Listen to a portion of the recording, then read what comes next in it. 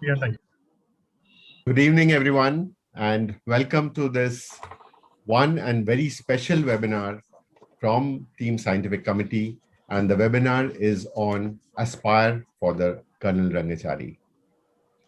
Every year, so many projects are done in ophthalmology with one intention, that these projects become successful projects. These projects get recognized, and one project at least gets recognized as the winner of the Colonel Rangachari. So today we are all here and we have with us the winners of the Colonel Rangachari session of AIOS, the highest award from AIOS. And these men and women of ophthalmology started off their projects and saw the end to their project and saw it to the success. Here they are here to share with you not only the project, the science of it, but also the trials and tribulations that they went through to continue the project and to final conclusion of the project. So here I welcome all our star speakers, the winners of the Colonel Rangachari, and it is my pleasure from Team Scientific Committee to welcome all of you, all our viewers, all our panelists, all our chairpersons to this webinar.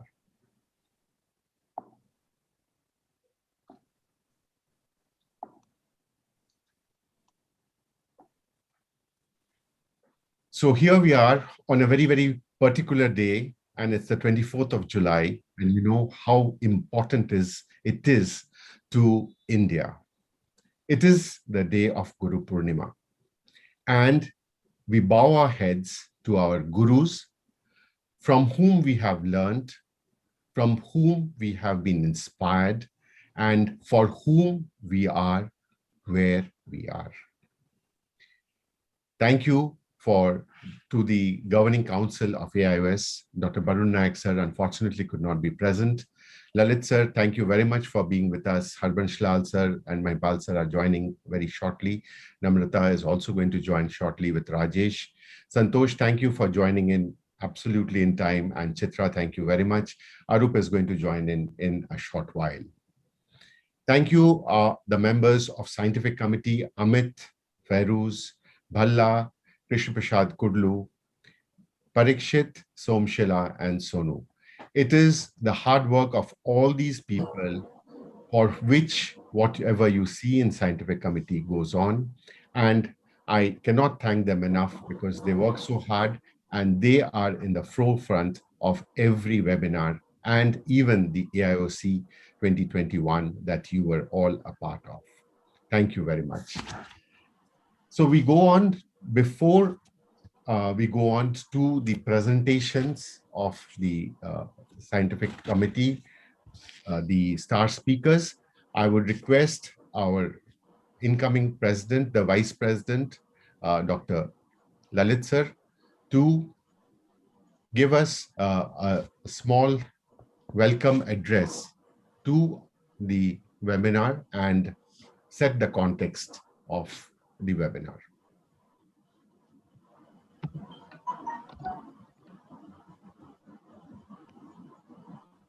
Stop sharing.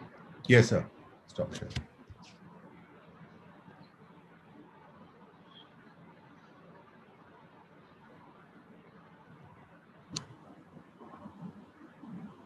So thank you, Dr. Partho, for having us here in this very important session. I think the first session after a very, very successful AIOC, although it was virtual, but I still think it was much better than very well organized by the Scientific Committee and the headquarters from where Mamata Sharma was helping everybody. It was truly a special day for all of us, primarily because I think Partho deliberately has conceived this session to fall on Guru Purnima only. And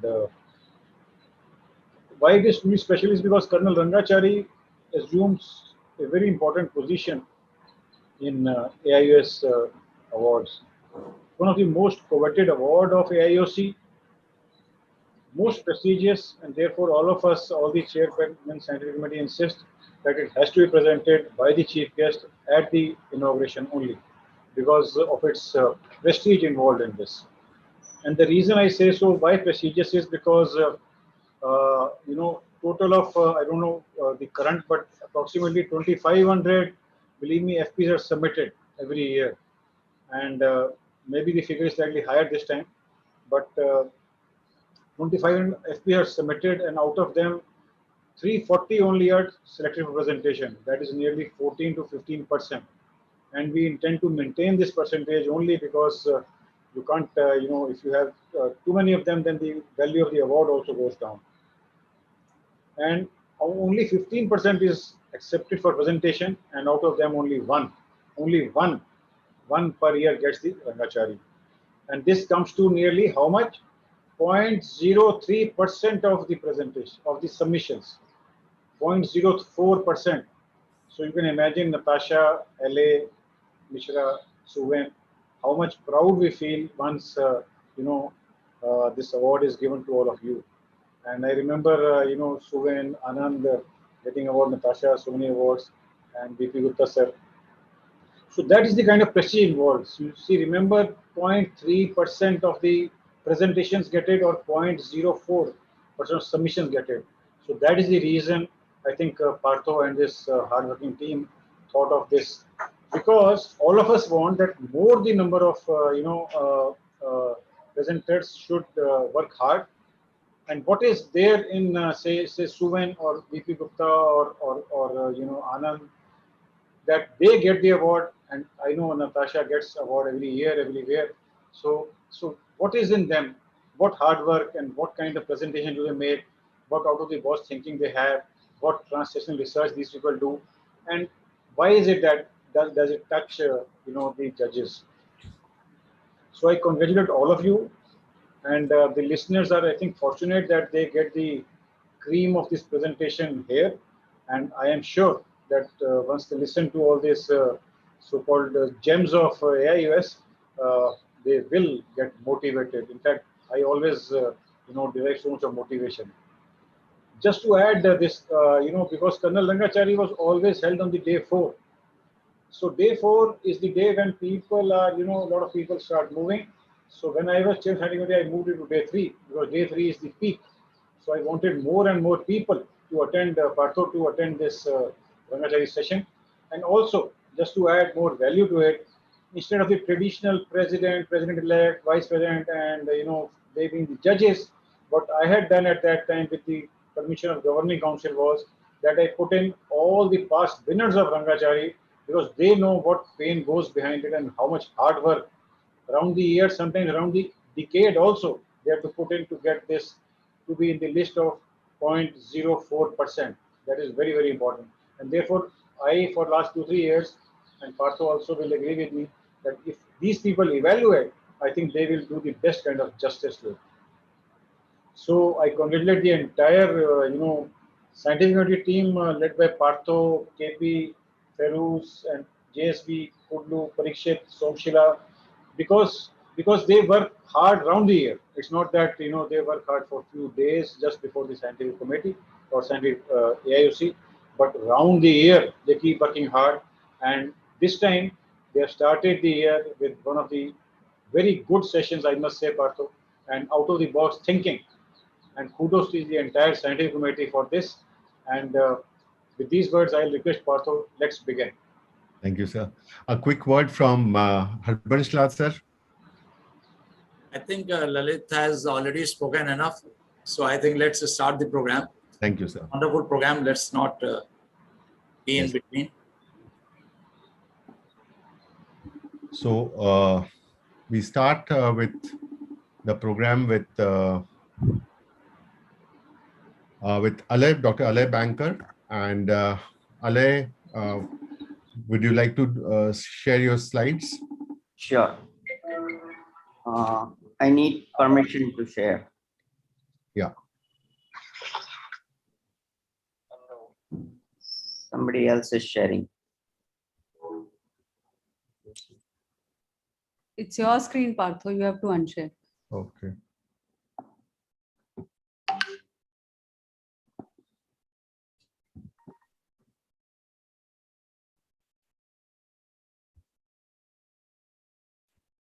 Can you see my screen? Yeah. Yes, Alec. Good evening, everyone.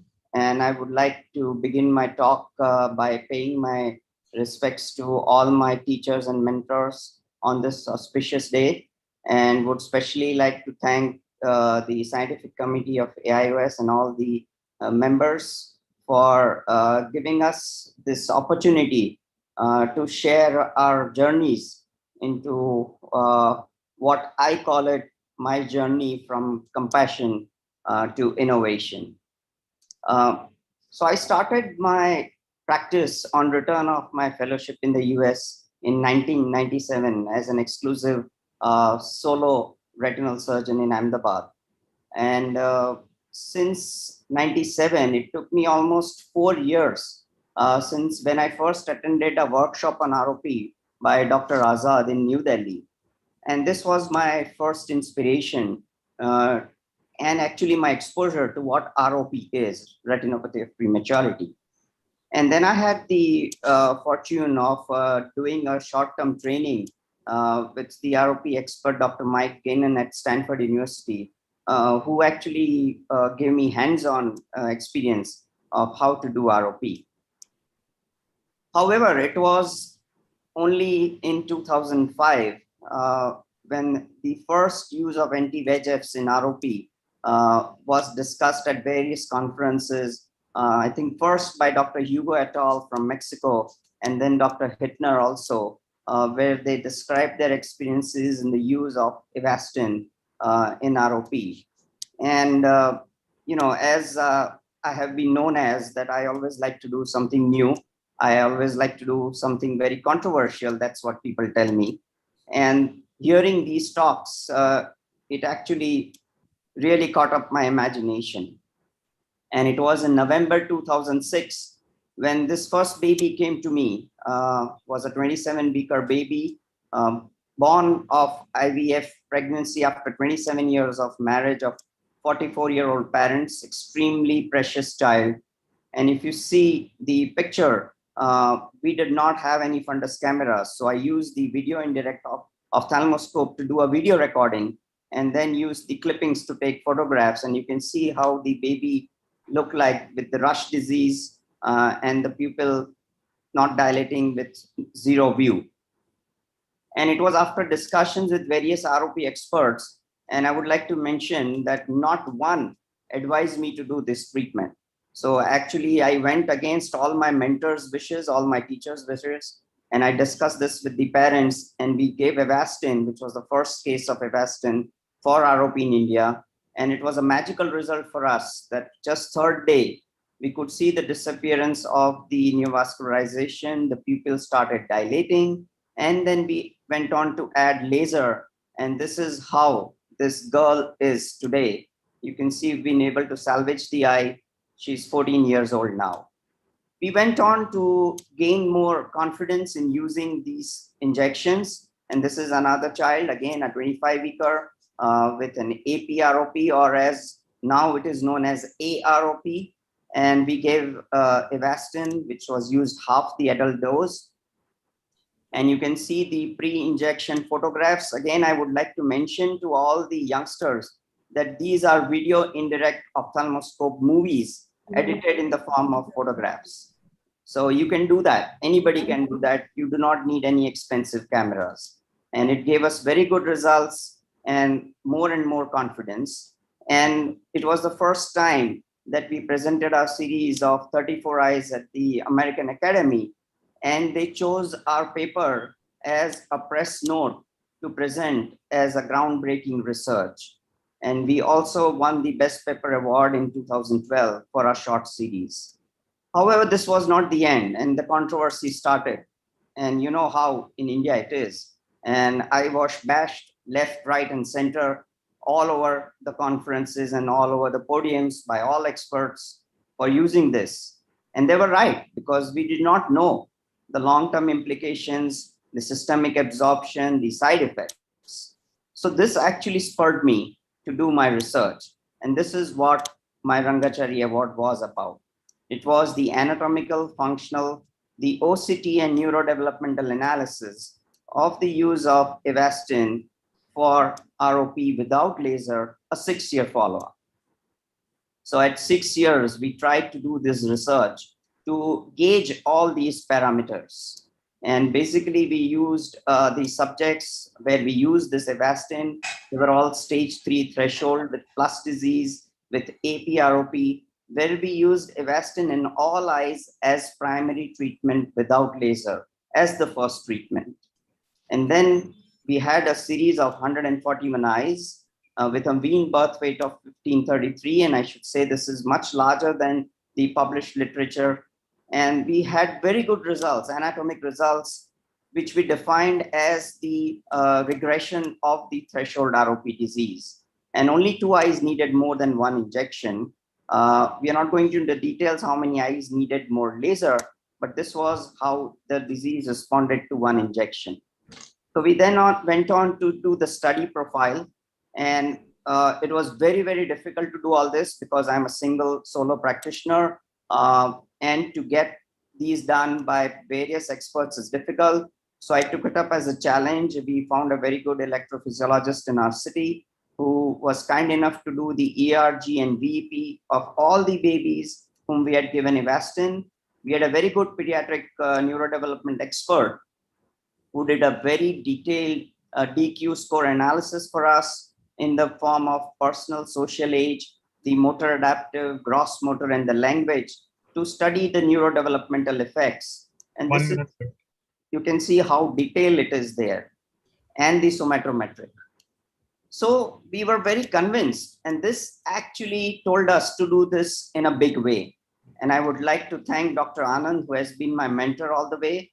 And with his help, we were very fortunate to establish the Telemedicine Gujarat ROP project. And we've been doing this since 2012 now. And we cover almost 87 NICUs.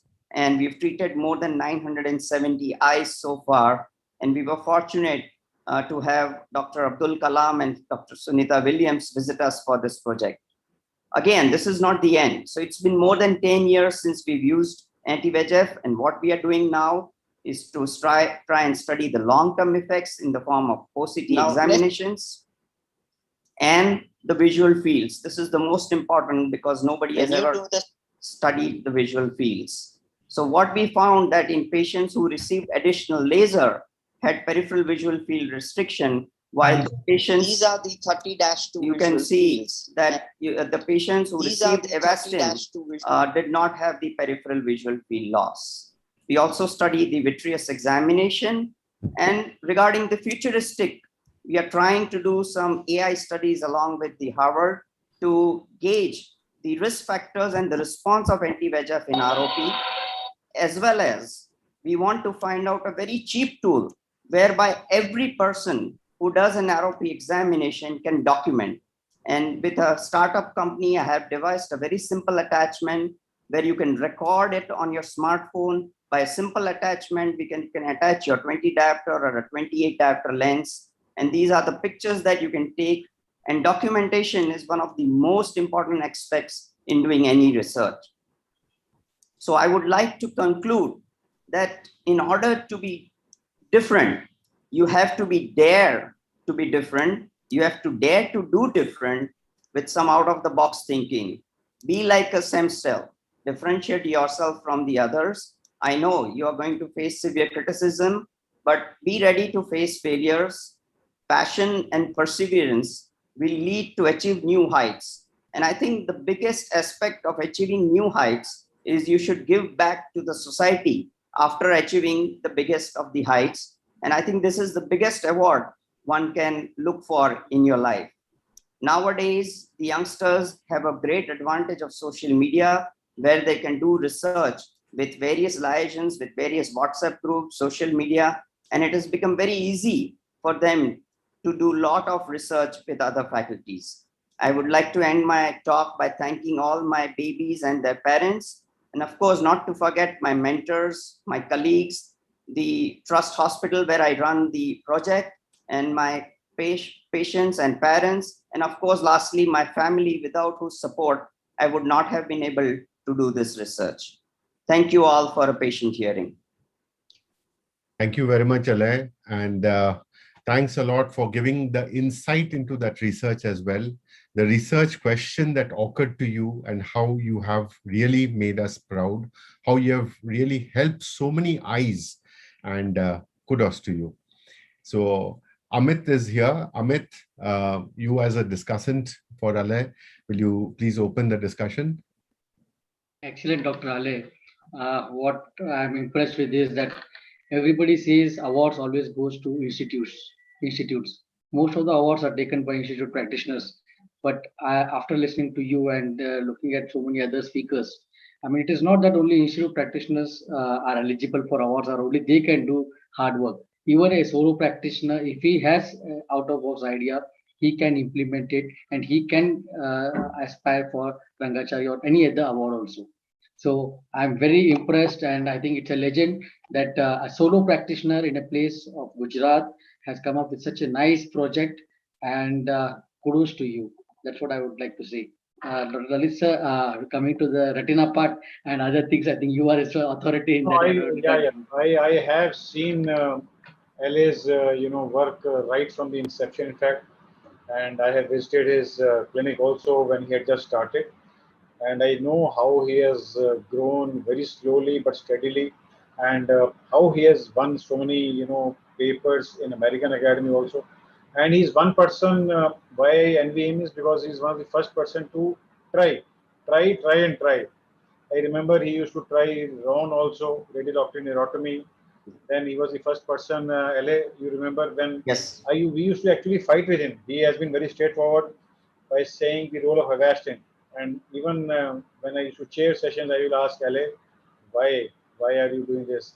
And you see, now I feel proud that this fellow, छोटू सा है, लेकिन he has taken the world by storm, believe me. You see why? Because everybody whosoever is listening, because he thought differently.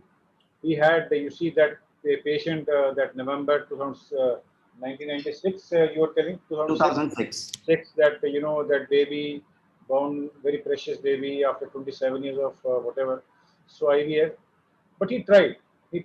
Although the entire ROP community of India was not doing at that time. Believe me, I remember we used to consult Azad, we used to talk to PGI group everywhere, Mangar, but in Avastin nobody had tried because we thought वो डालेंगे तो vessel बंद हो जाएंगे and maybe the child will go further blind.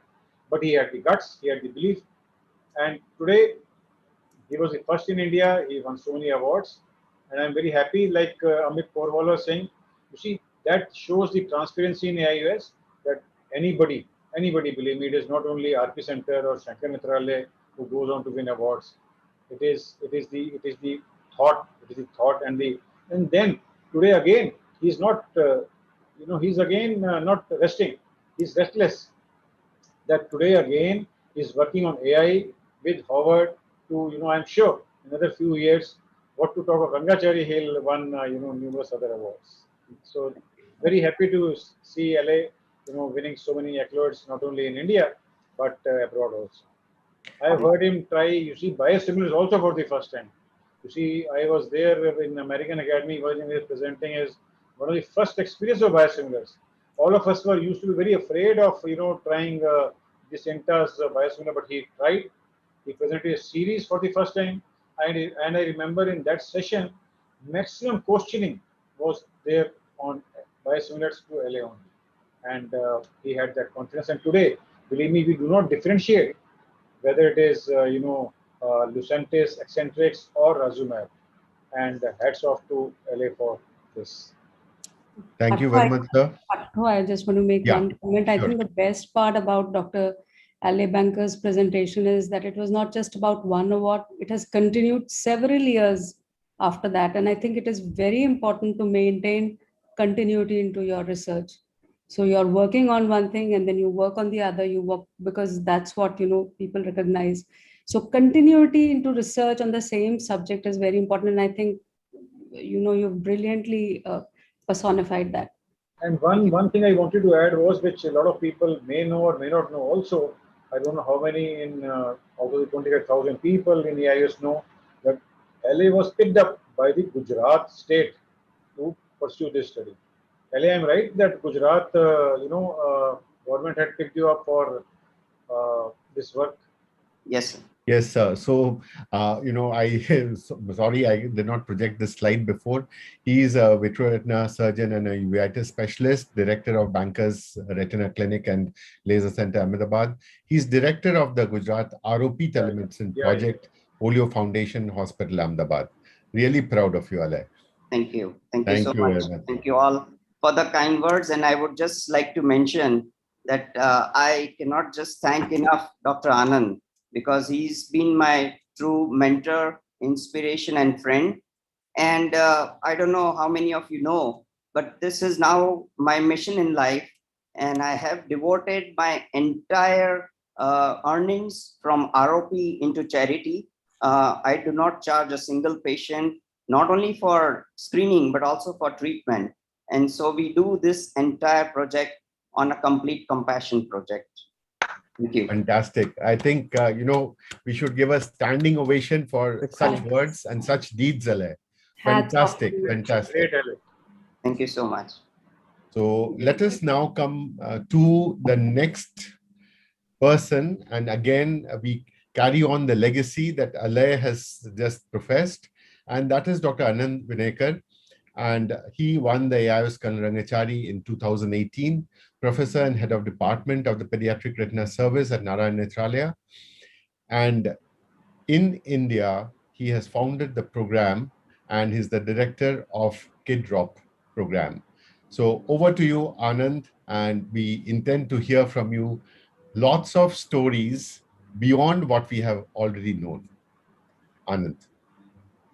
Thank you, sir. Thank you, Partha, sir, the members of the AIOS, the collective leadership, and this opportunity to present, as everyone mentioned, on a very auspicious day. I'm here actually to present this, as Partha, sir, called it, my story. It's indeed a journey, and journey of 1,000 steps, 1,000 miles begins with a single step. I really want to start with the end, and the end is where this Rangachari presentation was made. It was in 2018, as sir mentioned. This is a title slide from that year's presentation. We were trying to report our initial experience of using tears that we were collecting of these babies during their first ROP screening, and try to predict whether these babies will eventually get the disease, and if so, what kind of disease. Why was it an important study? Because ROP is multifactorial. You can't predict the disease, especially if you're screening the baby for the first time. And we were hoping if we could do that non-invasively, then it would mean something in terms for the baby and for the society.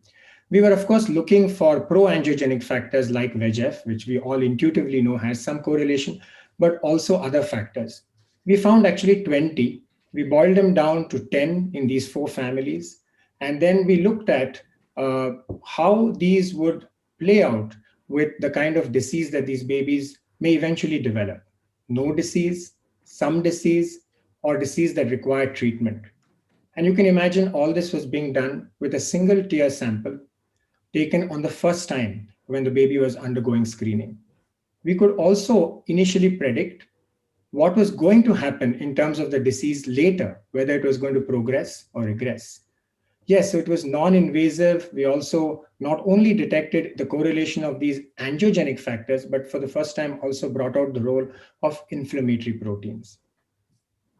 But a story has value only when you go back to see where it started. When I started my journey of ROP in PGI, as a very first year junior resident, we are all impressed upon how important and how prestigious the Colonel Rangachari Award is. And we are all made to aspire for it. As a final year junior resident, I was made to present what my mentor should have ideally done, and he probably would have won if he had presented it. But I presented Dr. Dogra's work on this unique model of how one can treat a sick baby, an incubator-dependent baby, through the wall. So these babies didn't have to become all right and less sick to be treated, but they could be treated while they were there themselves. Well, that was a I was a final year JR, and even reaching the finals was bringing me goosebumps. I was not a ratified member. The AIOS, the Rangachari session was in the morning, and the GBM that ratified me was that evening. So yes, even technically I was not eligible for the award, but the winner that year is a legend, and he presented his lifetime work of congenital glaucoma, so there was no chance anyway. But what did I achieve despite the so-called loss? Well, firstly, I got an opportunity to look at all these giants of our field. And my mentor, who should have ideally presented it, won the Hanumant Reddy Award, because to reach the finals, one has to be the best paper of one session. And that year, the Hanumant Reddy Award for best pediatric paper was instituted, which he won. Of course, this went on to become a very important paper, which has been cited over 100 times now and is also used so clinically. 2 years later, I was a senior resident in PGI, and now I was defending my thesis. I was presenting my thesis where we were actually challenging for the first time the Western screening guidelines. We were saying that if you emulate the American or the British guidelines, you would miss up to 15 to 23% of babies who may develop the disease and even severe disease. We were also looking at these heavier babies, so to speak, more than 1,500 grams, and finding out unique risk factors in them. Again, I reached the finals. And this time I was ratified. Just a year before that, in 2004, my own teacher, Dr. Vishali Gupta, had won the award. And of course, I didn't win. But then, look at the name who won that year, again, for his outstanding contribution throughout his career. Again, what did I achieve despite the so-called loss? Well, since it was my PG presentation, that year at ARC, I won the best thesis. It also went on to become a very, very important IGO publication, one of the most cited papers in IGO even till today. I think as of last month, it had crossed over 220 citations.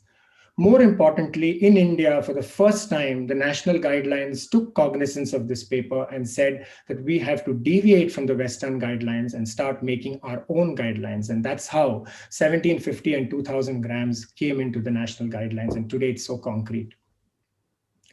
My third and fourth attempt were 12 years later. By this time, I'd finished my fellowship with Dr. Mike Treacy.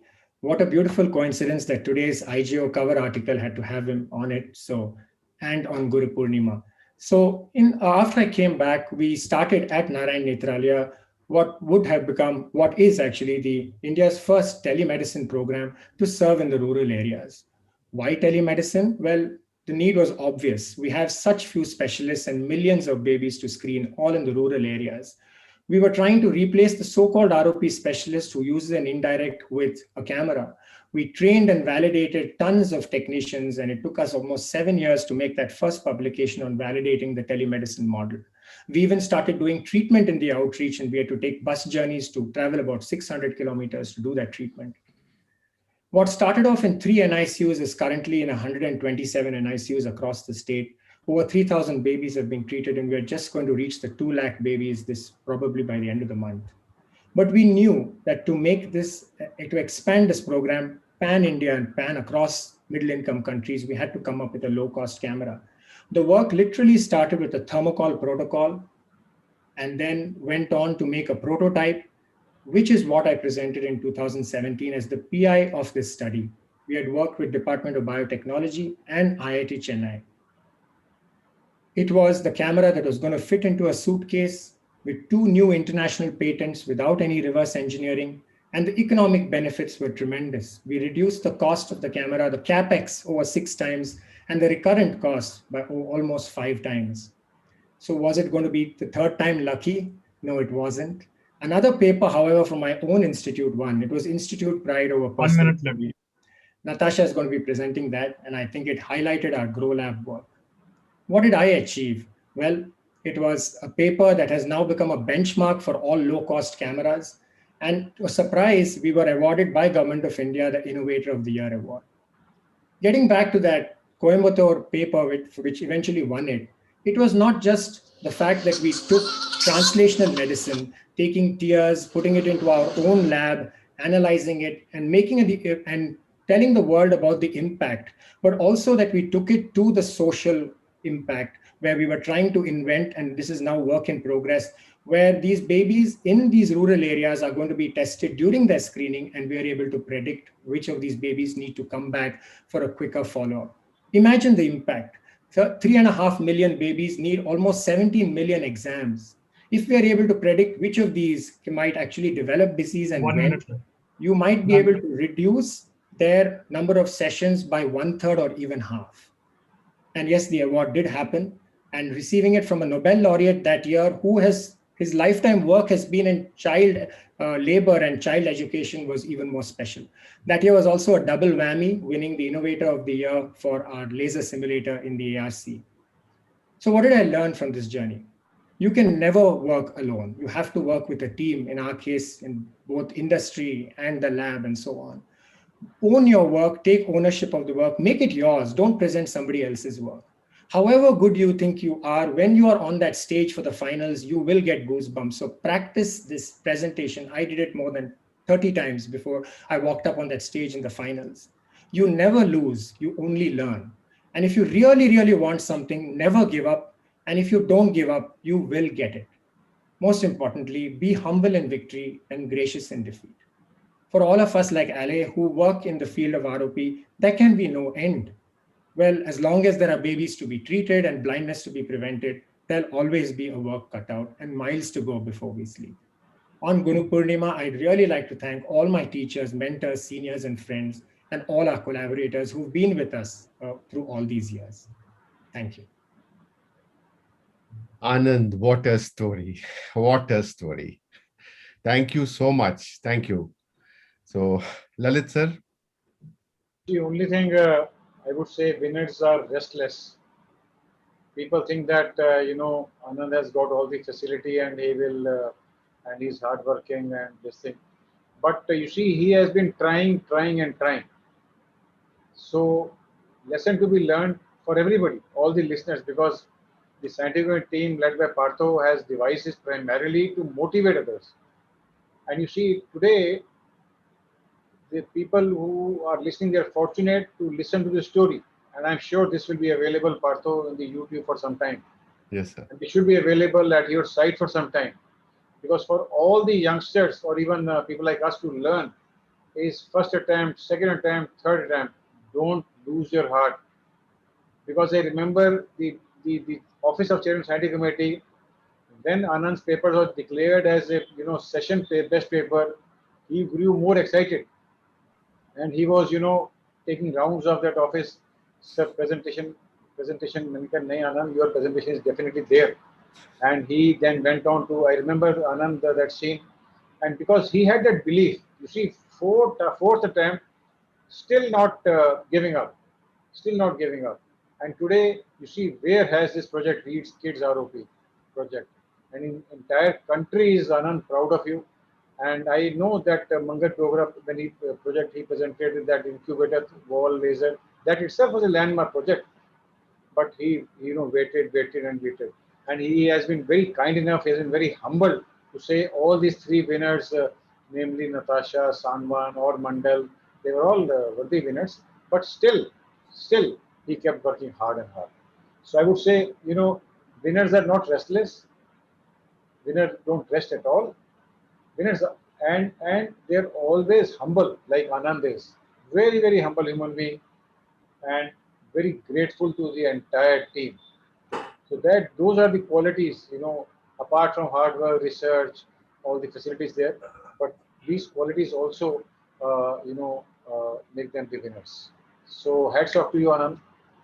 Thank you, sir. Thank you, sir. Thank you. Big Fairuz, you are the next discussant for Anand. Yeah, so I know Anand very personally, and I know how much of hard work he puts in his, area of interest. And what I really appreciate and like about Anand is the focus that he has. And we have seen it right from the junior residency. It has been ROP. And I think he walks ROP, he talks ROP, and he thinks ROP always. And the humongous work that he has done. And there are so many residents and fellows that I know has been inspired so much by his work and the meticulous work. And another thing that I really like about Anand is his consistency. And that I'm sure has made what he is today. So, well, it's very, very inspiring. And I think the entire young generation, not only young generation, anyone who's aspiring to, do their presentation and, should take this example from all the presenters today, of course, but well, and I also take a lot of inspiration from him personally. So that's what Anand said about practice, practice, practice. And I still remember Anand, just before he was going to present for the apple tree contest, the slide that he showed, the picture that he showed, he was still practicing during the session before his talk. So a person like Anand, if he has to practice his talk, which means that all of us, before our session, we need to practice as hard. And then comes that beautiful oration that wins an award. Great. Thank you, Anand. And great job. Thank you, sir. I think we all need to clap for him. Absolutely. Yes. So let's go on to the next presenter. And that is no other than Dr. Divyansh Mishra. And he won the Colonel Rangachari in 2018. He is a consultant in vitreoretina and ocular oncology in Shankar Eye Hospital, Bangalore. And just before the session started, he was speaking volumes of his mentor.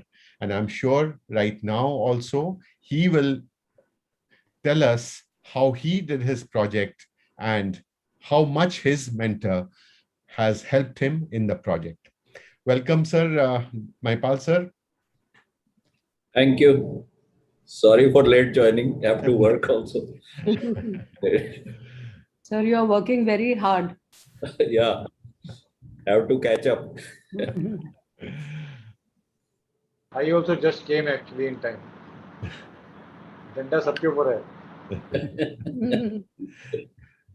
So, Divyansh? Yes, sir. Sure. So, good evening all, and I'm really honored and thankful to be a part of this August gathering where a lot of my mentors, a lot of people whom I have learned many things, I am presenting in front of them. So, and it being an auspicious day, I want to bow to all my mentors, my teachers for making me what I am today. So the topic of presentation, which was given to me, is my journey. I would want to convert it to R. No financial interest disclosures in this. Most importantly, a sincere thanks and again a bow to my mentor, my boss, Dr. Mahesh, and all the team which was there at that time. This was in 2018, my fellows, my colleagues, my senior colleagues. So when all this started, so it was just before I was finishing my post-graduation and I was trying to apply for a VR fellowship. At that time, when I was searching in AIOS, I could see that my mentor, Dr. Mahesh, had an award, a Rangachari award in 2009. And the award was very frugal innovation, which had more clinical association and innovation associated with it. So this comes to my or our work, which we had worked at that time. So we thought of a problem statement. What was the problem statement at that time? The statement was that, can we get a wider OCT scan with the presently available OCT machine? A little difficult part. So the problem was that when we evaluate with an indirect ophthalmoscope, we can see a lot of areas which has problems. But when we do an OCT, we get a very constricted image that includes just the posterior pole or probably 12 by 12 mm, which was a maximum scan available at that point. As in this case, we are not able to see what is happening on the nasal side. We can see that the membrane is over the macula, so we would not intervene from there. But I wanted to understand what is happening on the more nasal side, or where is a more safer side to intervene in such cases. Again, this scan is also not giving a complete understanding. So this was another case which was more intriguing, that had some kind of a membrane, vitreous membrane just inferior to the arcade. And when we do a scan, I know it has just vanished out of the scan because the scan is so small. Can we increase the length of the scan to understand what is happening beyond that? Then comes the point of brainstorming. So what is brainstorming? Brainstorming is to evaluate your problem statement, do a literature search, review the techniques which are possibly available, and look for the feasibility of those techniques. And then the most important point, trial and testing, which would be recurrent and repeated. And yes, then you review the images, whether the quality of images are good enough and projectable. Then came three approaches which we boiled down to. First was the montage technique, which was possible in our machine. Second was a montage technique with a much advanced and the better machine at that point. But yes, there was a frugal innovation somewhere which was published, something which is called as an extended wide field, which was utilizing a 20 diopter lens. So what are the pros and cons? So we decided, yes, the pros were that we have the machine, we can do it. But as you can see, a lot of artifacts. So a lot of scans need to be done. And yes, it needs to have a separate montage, which has to be prepared on a separate software. Fixation was a big issue. So this was out of the question.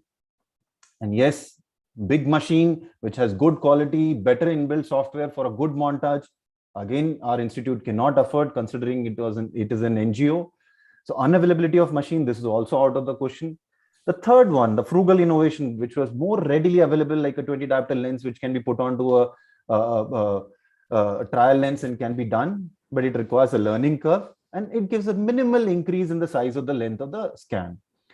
So this is how we utilized it, that putting onto a trial lens, a 20 diopter lens is put, and very easily you just take it as you do a normal OCT, putting on the trial frame onto a patient, and then either by a automatic acquisition mode or by a manual mode, you can take good images. And this is what we could achieve just with a 20 diopter lens. As you can see, the image on the top, we can see with the normal conventional OCT, and below one is with the 20 diopter lens. We can see that there is some kind of a secondary membrane and a proliferation which is going into the vitreous cavity. So we know we have to peel over here, which is more nasal, a safer side. We thought it is detached beyond the disc, but no, there is again an attachment temporal to it. So a wider scan was giving us a better understanding, as we can see, because it was giving a wider view. And yes, in the patient which had more intriguing signs, as you can see, it's not only that there is a vitreous membrane, but there was something more sinister, that there was a temporal schisis just because of that. We thought, can we move the goalpost a little further? Can we do something extra? Can we do more wider and much wider OCT? Again, the point of brainstorming started, where we reviewed the literature and then feasibility of the technique, trial and testing. So we came down to one point, something which is called as a nodal point, which is where because of the lens, it is there is a point where it gets focused just into the lens. And if we utilize high power plus lenses like either 20 diopter or 90 diopter, it's shifted more anteriorly, and that's how you get a wider field of view. We thought, okay, this may work for us. So we tried multiple lenses which we have easily available in our hand, like 78, 90, or a wide field, digital wide field, or a Mainster. This is a brainstorming which you are hearing, which is occurring live, where we are doing a trial, that what is happening and what is happening once we keep the lens. What are the pros? What are the cons? What would the patient see? What all problems which we would see? So this is right now, it looks like we are just blabbering words, but this is what made us understand how to go forward.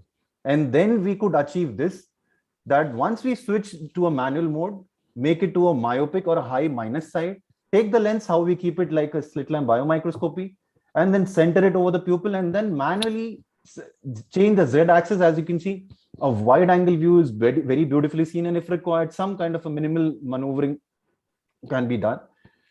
And we utilize multiple DIY lens holders, like this is like a coffee cup, which we have cut into half, and then we have attached the 90 diopter lens. We have utilized the full aperture trial lens also. Multiple ways of trial assembly, which could be put on to the OCT machine, and either the patient can wear it, and all those trial and testing were done. Multiple lenses which can be put on, like 220 diopter, 110 or 20. And this is what we can see. A 10 diopter can give you this wide angle. A 20 diopter would give you this wide angle. A 30 would give you much wider, but yes, a 90 would give you a really, really wide angle view of the OCT. And in clinical scenario, it gives you a better understanding of VR interface, and the quality of the scan is also very repeatable. Whether scientifically can we prove it, is it wide enough? So we utilize the ImageJ software, where we calculated the area of which the OCT was showing up. As we can see, the expansion ratio showed up as 1.77. So what does that actually mean?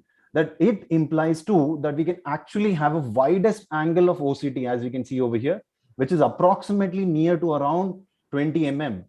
which is much, much wider as 20 and really 1.7 times of the normal scan. Can it be done in other machines? Yes, it is very well can be done in other machines also. As you can see in older machines also. Octa, yes. As you can see, this is the widest field of Octa which we have seen and we have published also. That it's not 12 mm, it's a 20 mm of widest field which you can see. Yes, all the studies come with limitations. There would be less than 10% of poor quality images. Fundus photos cannot be taken. There can be some lens edge effect or rim artifacts can be then. So what does the innovation show us? That we can double or triple the field. Any OCT machine can be utilized. The wide field Octa can be done for a 20 by 20 mm, and it can be done in a non-mydriatic way. Most importantly, it's a non-invasive and a non-contact method. So learning from our journey, first and foremost, necessity is the mother of invention. We don't have advanced gadgets, but frugal innovation is about delivering more value at lower cost to more people, so that each and every one of us can have a widest field of OCT and persist for progress. Thank you, and sincere thanks to again my mentor for all his help. Thank you again. Thank you very much, Devansh. And now over to Dr. Harbans Lal sir and Peru and Bhalla for the discussion.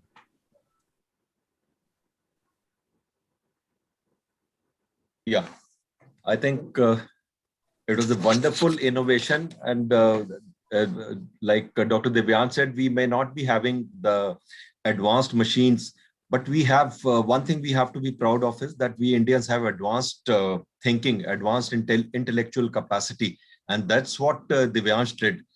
Just a frugal way of how we can increase the width of OCT scan. He's done in a brilliant, innovative manner. And I think it's a wonderful thing. So you don't need to have the best gadgetry, the most expensive gadgetry. But if you are innovative and like you did, the way you try to hold, it is not easy for us to hold 78D or 90D, and where we are seeing the patient's eye. Here you were doing through OCT where you are not able to see, but still I think just with the perception you were able to center it on to the pupil and delivering so nice and I think wonderful images.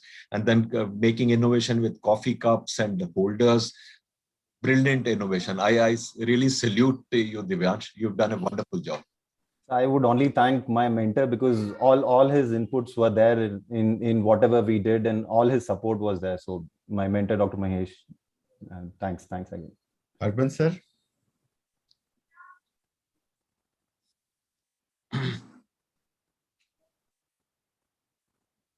Is Harbans listening or?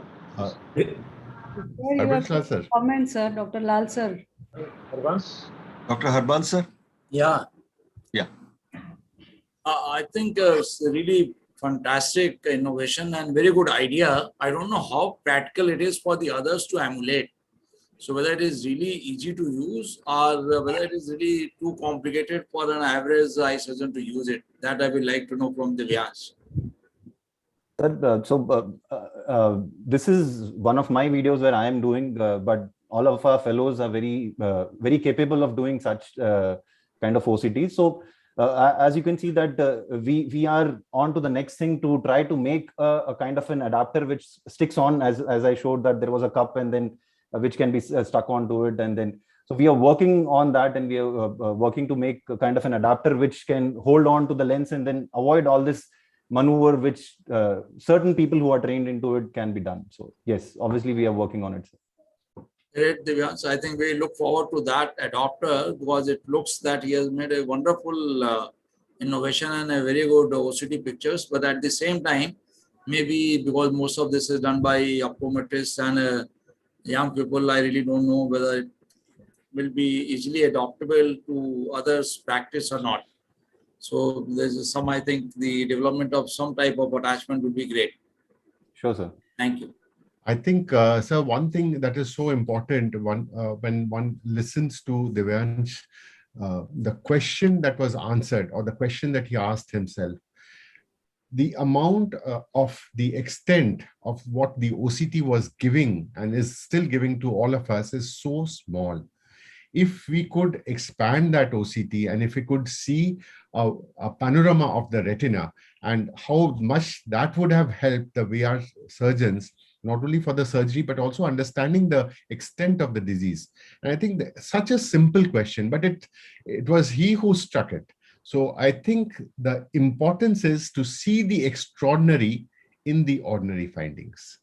Hats off, Divyansh. Thank you. I think one more thing that has really come out is that the mentors play a very important role. So each of the presenters who have presented here, some on behalf of their mentors, and it is, hats off to them for doing this and for mentoring such bright minds, and then allowing them to present. People may mentor but may not, I think that's the greatest thing. Very true, right? Thank Absolutely. you. Well said, Namrata. Absolutely correct. So we go on to our next presenter, and we have Dr. Kalpana. And Dr. Kalpana won the Colonel Rangachari in 2019. She's the head of Department of Uveitis and Ocular Inflammation at Prabha Institute Clinic and Research Center and Vitala International Institute of Ophthalmology, Bangalore. So over to you, Kalpana, and would like to hear your story. Thank you, Dr. Partha. At the outset, I would like to thank Dr. Partha and the entire scientific committee of the All India Ophthalmic Society for giving me a chance to present my journey through this research. So it all started off in 2010 when we had a young lady who came from the forests of Nagarhole and Bandipur, and she presented to us with neuroretinitis following a tick bite. Now, she underwent all investigations, including rickettsial, and everything was negative.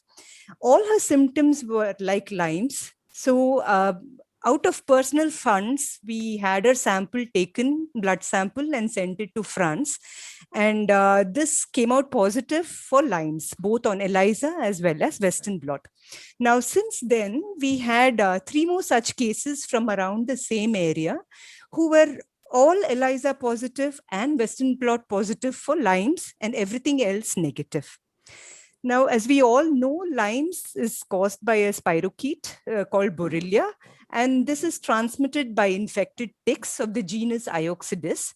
What is important is it has 2 phases. One is an early phase, which is reversible if it is diagnosed early, and a late phase, which is irreversible, where the permanent damage is done. And the most interesting part is this is treated with antibiotics, and the confirmation is done by an ELISA and a Western blot. Now, around the same time when we had our cases, there was a Lyme's disease outbreak in the neighboring Wayanad area. So basically, this is the region which is the same forest area, but on the side of Kerala. So this got us thinking, like, we are seeing something which does not exist or supposed to not exist in India. It is not even included in the differential diagnosis. And whatever cases we were seeing were from around the same region. And all of them were confirmed. They were ELISA as well as Western blot positive. So we went back to literature and to just see, like, is there any data from India before our case report? And interestingly, this study kind of evoked our interest. This was study done by the Armed Forces Department, and this is from Northeastern India, where they found a high seroprevalence, close to about 13%. And in Arunachal, it was as high as 19%. And this was an asymptomatic general population. And what they concluded was there are AIOS ticks in the Himalayas, and there could be an asymptomatic infection going on. So our questions were, since all these were from the same area, what is the seroprevalence of such a disease in a population at risk in South India? And are we underdiagnosing Lyme's in India? Now, to answer this question, we had to chalk out a methodology. And so it has to be prospective. And we kind of try to answer a question, the seroprevalence. And it would be better if we could also collect ticks from that area. And if we could find out if these ticks contained the organism. And for this needed a lot of clearances, which we had to get. So to address the first question, we thought we will screen a population at risk. And since all these cases were coming from around the same area, we narrowed the region to these ranges. And we also included this forest because of accessibility, because it was easier for us to do it from these areas. And of course, this had to be done with an informed consent. We had to make a simple questionnaire.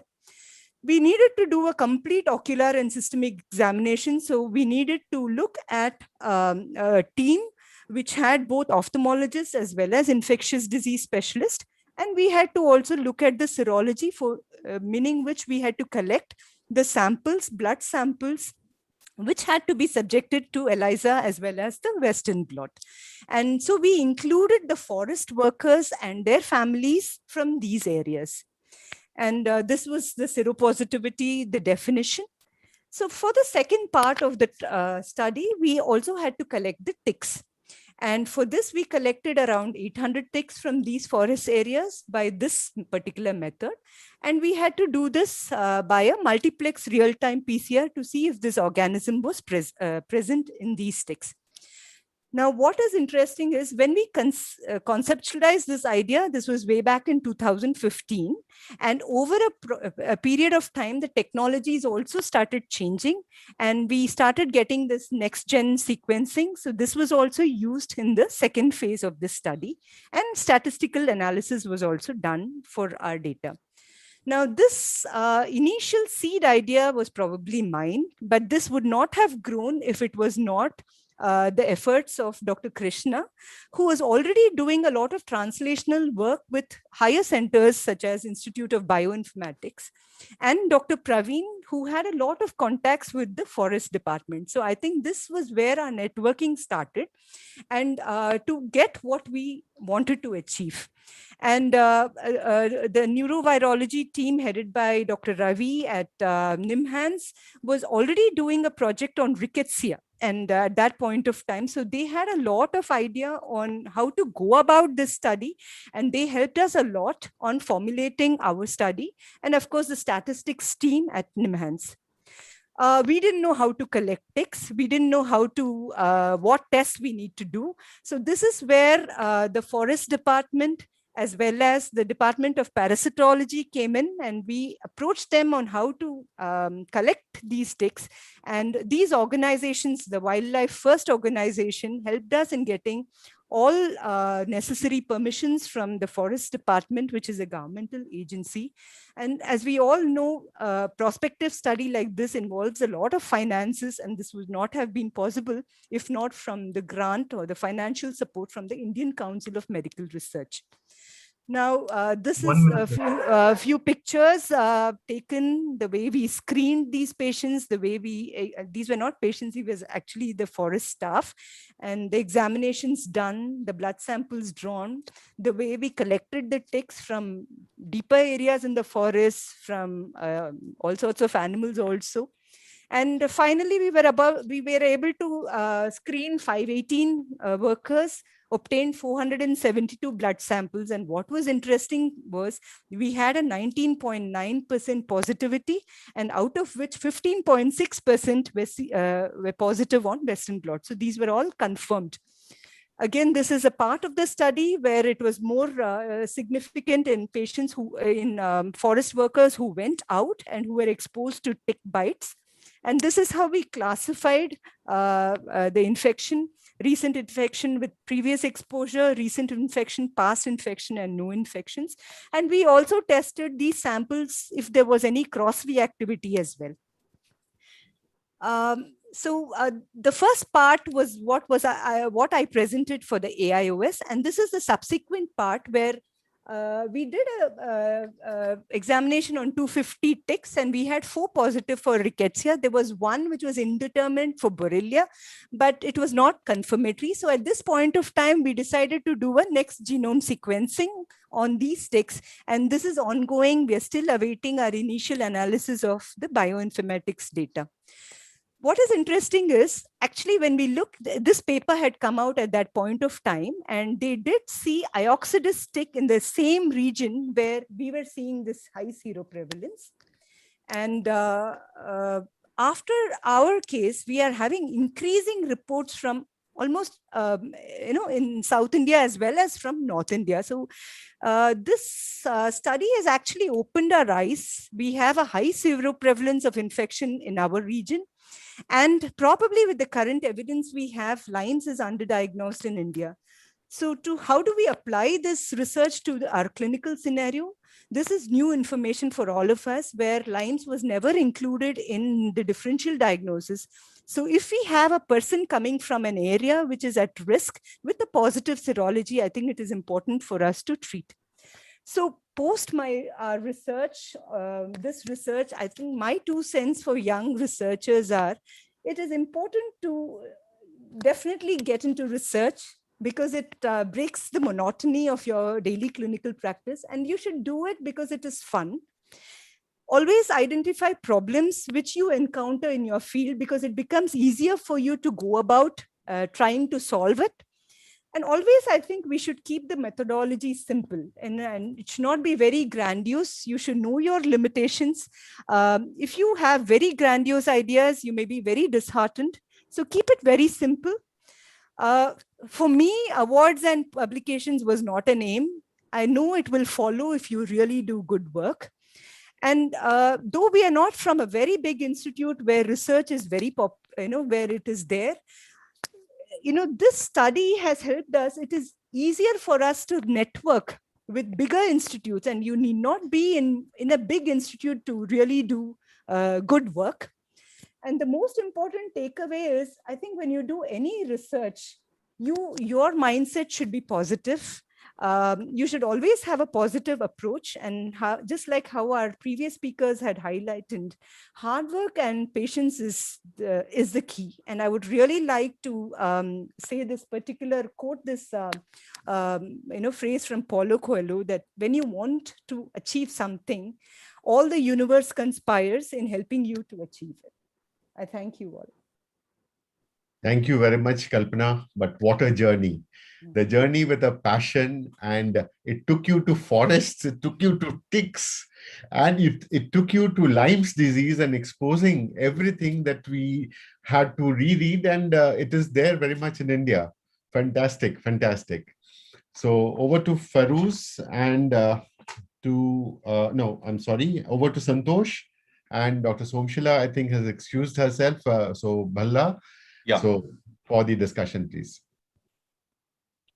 It was a very nice presentation, Kalpana. I know you well. So you have a very good training background in uveitis, inflammation, pathology, and you have brought in all your knowledge into kind of fructification with this project.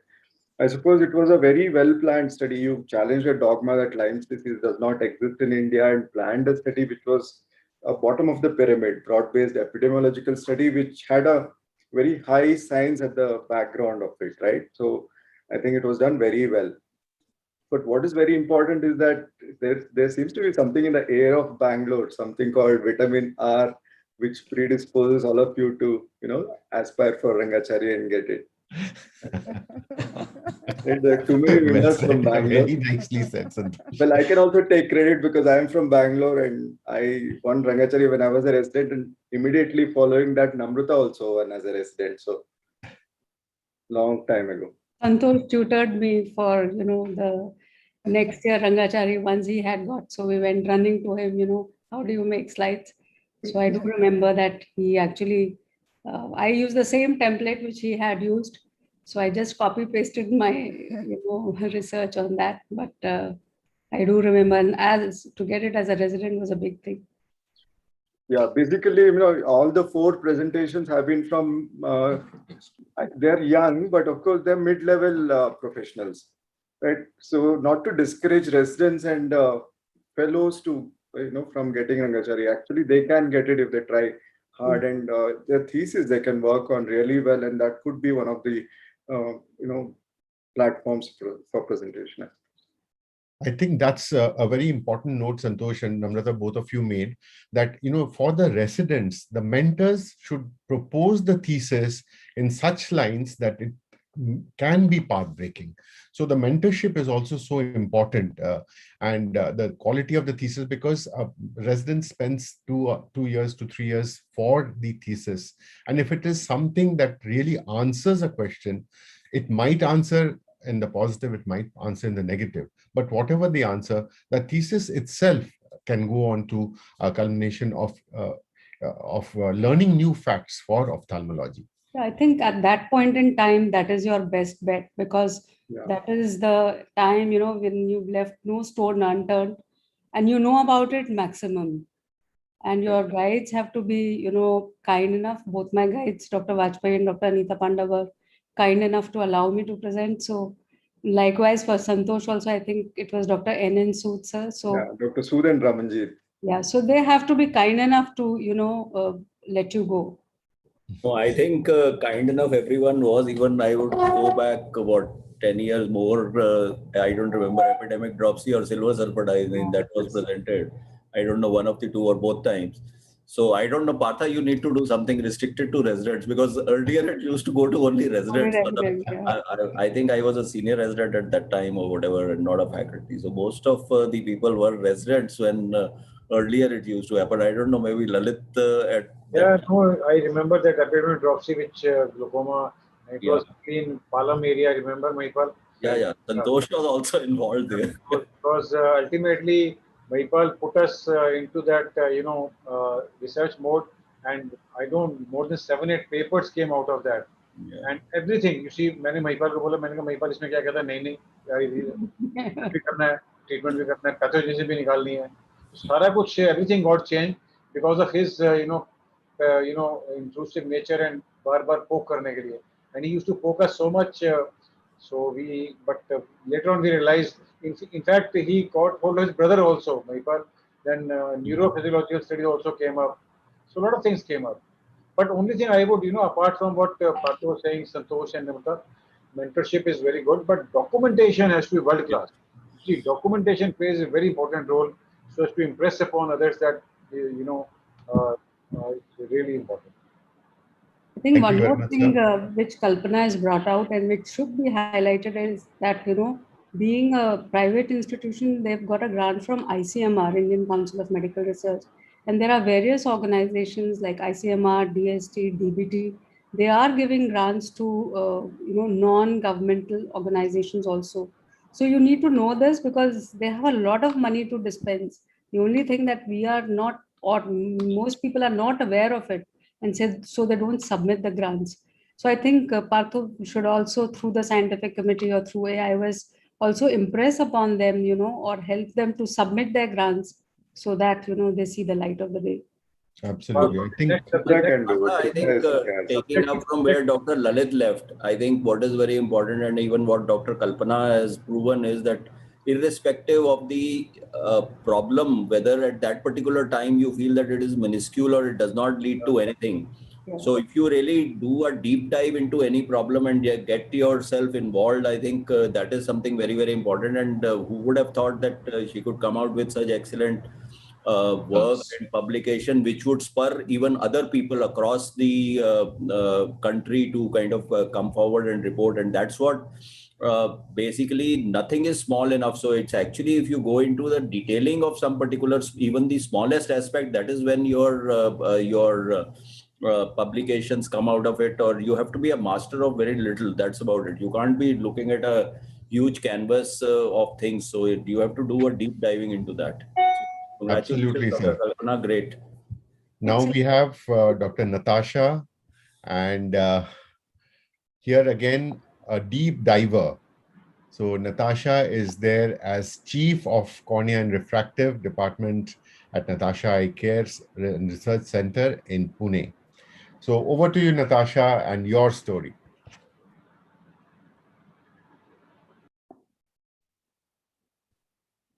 Thank you so much for this humbling opportunity. I think I'm a personification of the discussion that happened a second back about residents and fellows aiming for Rangachari, and I think I'm a living example of that. With this, I would like to share my humble journey. Are my slides visible? Yes. Full screen, please. Yes. In the process of in the next 7 minutes, I'm going to try and justify and give justice to all the blood and sweat that has gone of 7 years of all the people, every single individual who has been involved in this journey. To understand what Colonel Rangachari's, we were as a resident and as a fellow, we used to always ask as to what is the secret ingredient to win a Rangachari. And what was very profound in this was that if you look at all the previous recipients, they're coming from either big institutes or group practice. But what was very encouraging was there were winners who are solo practitioners or are coming from private practice with simple ingenious ideas, and lesser mortals like me who have just finished fellowship and were competing for this. The most profound and the most common thing in all these papers which I've read individually is that every single paper is bringing about disruptive change in science and technology, which means they were highly innovative, no matter how simple they were. And they had an intention of clinical translation and bringing about a better human health and well-being and better productivity for our fraternity. One such disruptive change was brought about by my mentor, and I can't thank Dr. Partha for bringing up this topic today on Guru Purnima, where my mentor actually challenged the entire definition, and that was quite inspiring, that we have believed it for 150 years that it's non-inflammatory. And he asked, is it really true and how do you know? And he proved it that there is inflammation in keratoconus, and this definition is accepted worldwide. And from this point onwards, the journey continued.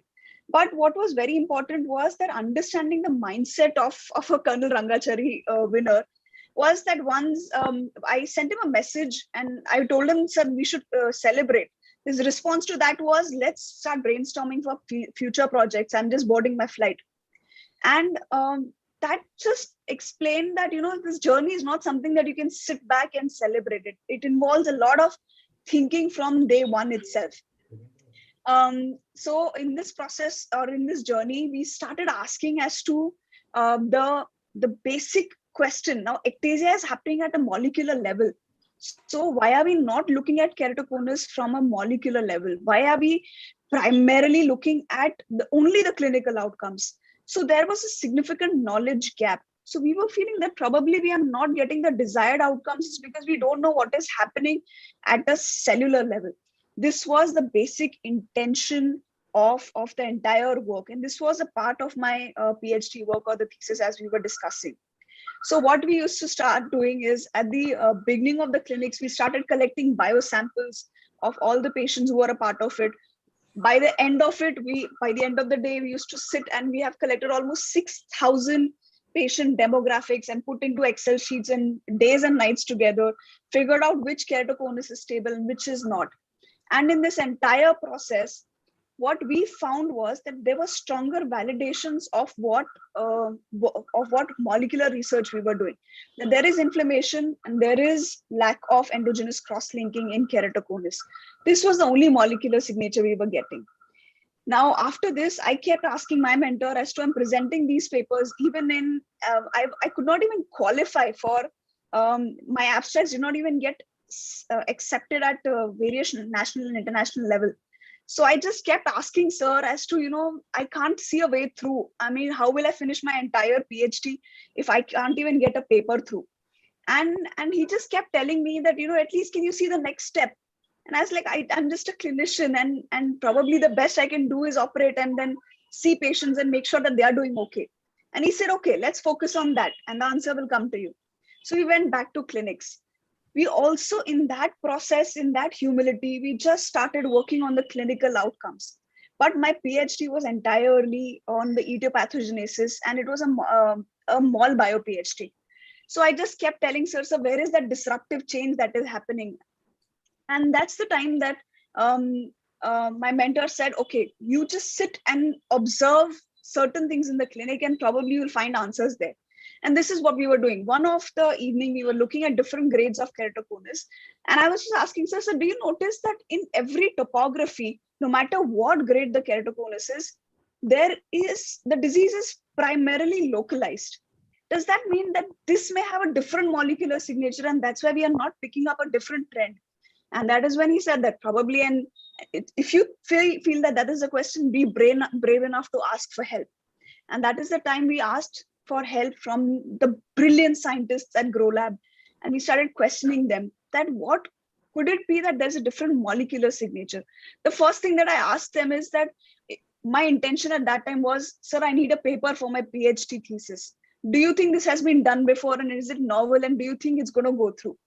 So everybody at that time told me, just work and probably something will come out of it. So what we did was, in the clinic, we collected the epithelium from the center and periphery of the same eye of the same patient in keratoconic eyes. And these were being collected in a biorepository and being saved. After which we made a clinical study out of it and we went back to the biorepository and looked at the molecular signature of some patients.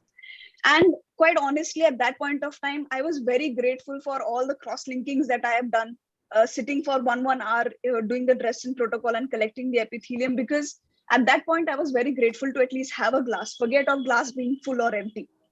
And that's where this proceeded. We started doing studies. Yes, we started doing the molecular biology studies. We did quantitative PCR for different grades of keratoconus in the cone and the periphery, had very good controls in PRK, did Western blot analysis, did flow cytometry to really absolutely understand what is happening at a molecular level. And this is what translated into the Colonel Rangachari Award that I received in 2017. And this was the first slide at that time. But in this disruptive change, what I also learned was that there has to be a process. You cannot just come up in an unstructured manner and say that this is my paper and I'm going to win it. There has to be a concept. There has to be an experiment which has to be proven. It has to be applicable to the patients, and there should be a therapeutic or a clinical translation to it. The concept of this paper was that if there is inflammation, that what if the inflammation is not getting wiped off? What if there is increased apoptosis and it's not getting cleared?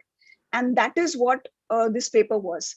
We studied that there is a process of autophagy which had never been studied in keratoconus or any other ocular disease before. So what we found was that if the misfolded proteins don't get cleaned up, that means the housekeeping mechanism or the cleaning mechanism is not working. All this is obviously getting collected at the surface, and that is what is causing inflammation probably. And we found that this fortunately had won a Nobel Prize just a year before. So we looked at it from the keratoconus perspective. We realized that oxidative stress truly is one of the factors as a positive factor for keratoconus. And we wanted to see if this really holds true. So what we essentially did was, we cannot obviously go back to a keratoconus patient who did not have keratoconus and come back when they developed keratoconus. So we could not go retrospectively and see them. What we did was prospectively in normal cells created oxidative stress. So in that process, we could prove a concept. And what we found was that if we induce hyperoxia, if we induce oxidative stress, there is increased autophagosomes. That means the cleaning mechanism gets defective and the autophagy gets defective. Now we wanted to see if this really holds true in patients in KC eyes as well, or this is just something that we are seeing in the lab. So what we figured was that in patients of keratoconus, in the cone, there was defective autophagy, but the area which was not ectatic, that area was as normal as a PRK patient, as a patient who was undergoing refractive surgery.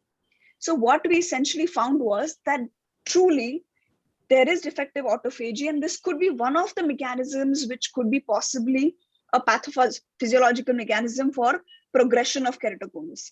Now, the important aspect was, we know that there is a problem, we had to find a solution. So after hours and hours of reading, we figured that there is a way of a commercially available preparation, which was chloroquine at that point of time, that could initiate autophagy. So what we essentially did was, we again went back to the lab and saw if this was truly possible or not. So we induced hyperoxia again. We saw that there's defective autophagy, there was more autophagosomes. We treated it with chloroquine and we figured that it is responding to chloroquine.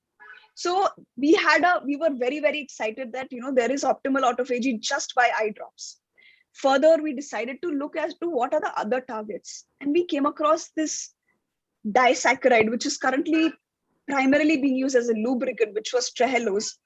And we started making this drop in India. So I was so proud that this is something coming from my country that we have made, And this eye drop was commercially available within a very 6 to 8 months of time, only because it had very good science backing it. And most importantly, it was a very, very simple innovation. What was further important is that this paper showed that this was the first evidence of altered autophagy in keratoconus, and we could quantify it. Most importantly, we figured out there's a novel drug and we created it in our lab, and it is being currently used in every clinic today. This was what translated into this. I still get goosebumps when I see this, into a Colonel Rangachari award. But most importantly, this was not the end. This is still the beginning. There is so much work that is still happening. So we started thinking at that point, what if we could have customized treatments? Instead of just blaming, probably there's inflammation, there's oxidative stress, there is autophagy, there is not autophagy. Why not look for it? So predominantly, we started collecting tears and started seeing which of these patients have got which pathway deregulated. And what are we proposing by this is that there could be possibly probably 3 to 4 years down the line pharmacological cross-linking. That means you don't need riboflavin, you don't need UV light, you just need eye drops for stopping the progression of keratoconus. And how does it change my practice today? There are 3 or 4 commercially available eye drops which are currently being used with nil to minimal side effects. And as I've always been taught by my mentor that no man is an island. One person cannot bring about such a disruptive change, and you need an entire team. And these are brilliant clinicians, brilliant human beings, and very humble, very good mentors who have made lesser mortals like me more able and better human being over a period of time. And I would like to conclude by just saying this much, that there was a lot of resistance when I was going for my free paper session.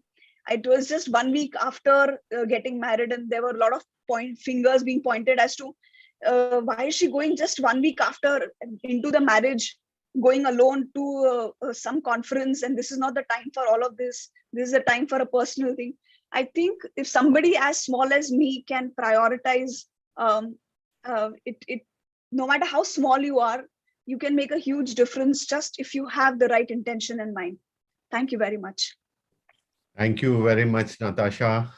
So much of inspiration from all of us. And what you really have done, you have not only shown the way, but you have walked it and you have inspired. So over to Namrata for your comments, Namrata. For me, it is a pleasure to be commenting on Natasha because I've known her for many years now. Yeah. And more importantly, because she's worked on keratoconus, because I also got Rangachari on keratoconus. More importantly, because mine was epikeratoplasty versus penetrating keratoplasty in keratoconus, which was a surgical treatment. And she has, shown how you no longer probably would need surgery for keratoconus, and everything is going to be, treated by collagen cross-linking, or for that matter, even drops. You presented it beautifully, Natasha. And there was so much of passion involved, so much of commitment that could be seen. I think excellent work, not only for our country, but internationally. All of these have been really acclaimed at various national and international platforms. And may you continue to walk all the miles, and you are not too small. Your work is very big. So keep it up. Thank you so much, ma'am. Thank you. Thank you very much, Namrata. Sonu, are you there? If not, Chitra, you do a lot of work on refractive surgery. Would you like to comment? Actually, I wasn't so sure that I'd be so dumbfounded and so impressed by this session. And kudos to Partha and the entire scientific team to have come up with this. And what I learned, besides being innovators, the kind of passion, the kind of perseverance, the kind of commitment, it was truly amazing.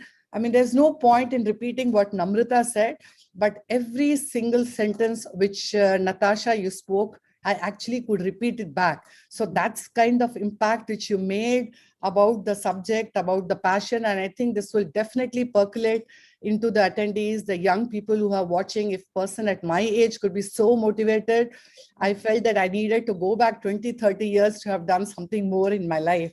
So kudos to you and kudos to one and all of you for a wonderful session today. Thank you very much. Thank you, Chitra. So we go over to the next presentation, and that is by Pukhraj. Pukhraj, are you there? He's there. He's there. Yeah. Yeah, I think, can you hear me?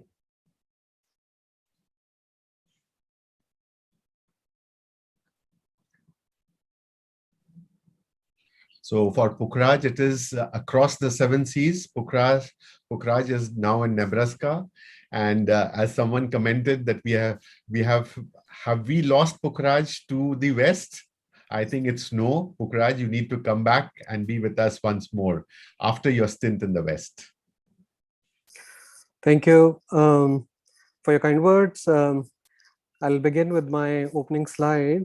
And this is related to identification of urinary biomarkers for age-related macular degeneration. So we know that age-related macular degeneration is the leading cause of irreversible blindness in the elderly. And even though anti-VEGF is an established gold standard for wet AMD, the treatment for dry AMD remains elusive. So for 100 cases of AMD, 90 cases are that of dry AMD, and it's still a big challenge. So here with the lack of an established treatment, early detection is critical, which can be detected by identifying early biomarkers and screening at-risk patients. So we also know that AMD has a low-grade systemic inflammation, and that biomarkers from body fluids could reflect the status of AMD. So this statement was essentially the research question for us, that since AMD has a low-grade systemic inflammation, could we tap biomarkers from body fluids which could reflect the status of AMD and identify high-risk patients? So we saw there were 2 previous speakers who spoke about biomarkers of disease in Anand's paper and Dr. Natasha's paper. So the biomarkers are finding increasing importance in early detection of disease. So between blood and urine, we try to target urine biomarkers because it's collected more easily, it's more non-invasive, it has a widespread potential application, even back in the rural setting. So with that, we embarked on a proteomics-based approach for identification of these biomarkers. And so at the outset, we wanted to know what's known about the genetics of AMD in India. Surprisingly, we found only 2 good papers with single nucleotide polymorphism in CFH and C3 genes from India. So there's really a paucity, and the genetics of AMD is not very well understood in India. However, the burden of disease is humongous. So we know that early AMD is about 21%, late age-related maculopathy is about 2.3%. This in a country of 1.4 billion people amounts to a huge patient load. So these figures come from the Shankar Nethralaya rural urban age-related macular degeneration study. So with that background information in mind, we started the study with 3 goals: to identify urinary biomarkers specific to drusen, CNV, and geographic atrophy, analyze gene polymorphisms in C3 and CFH, because that's what was already established, and test the diagnostic utility of the urinary biomarkers as a bedside tool. Why urine? Because it's a rich source of biomarkers, easy to collect, and preserves the stability of the proteome.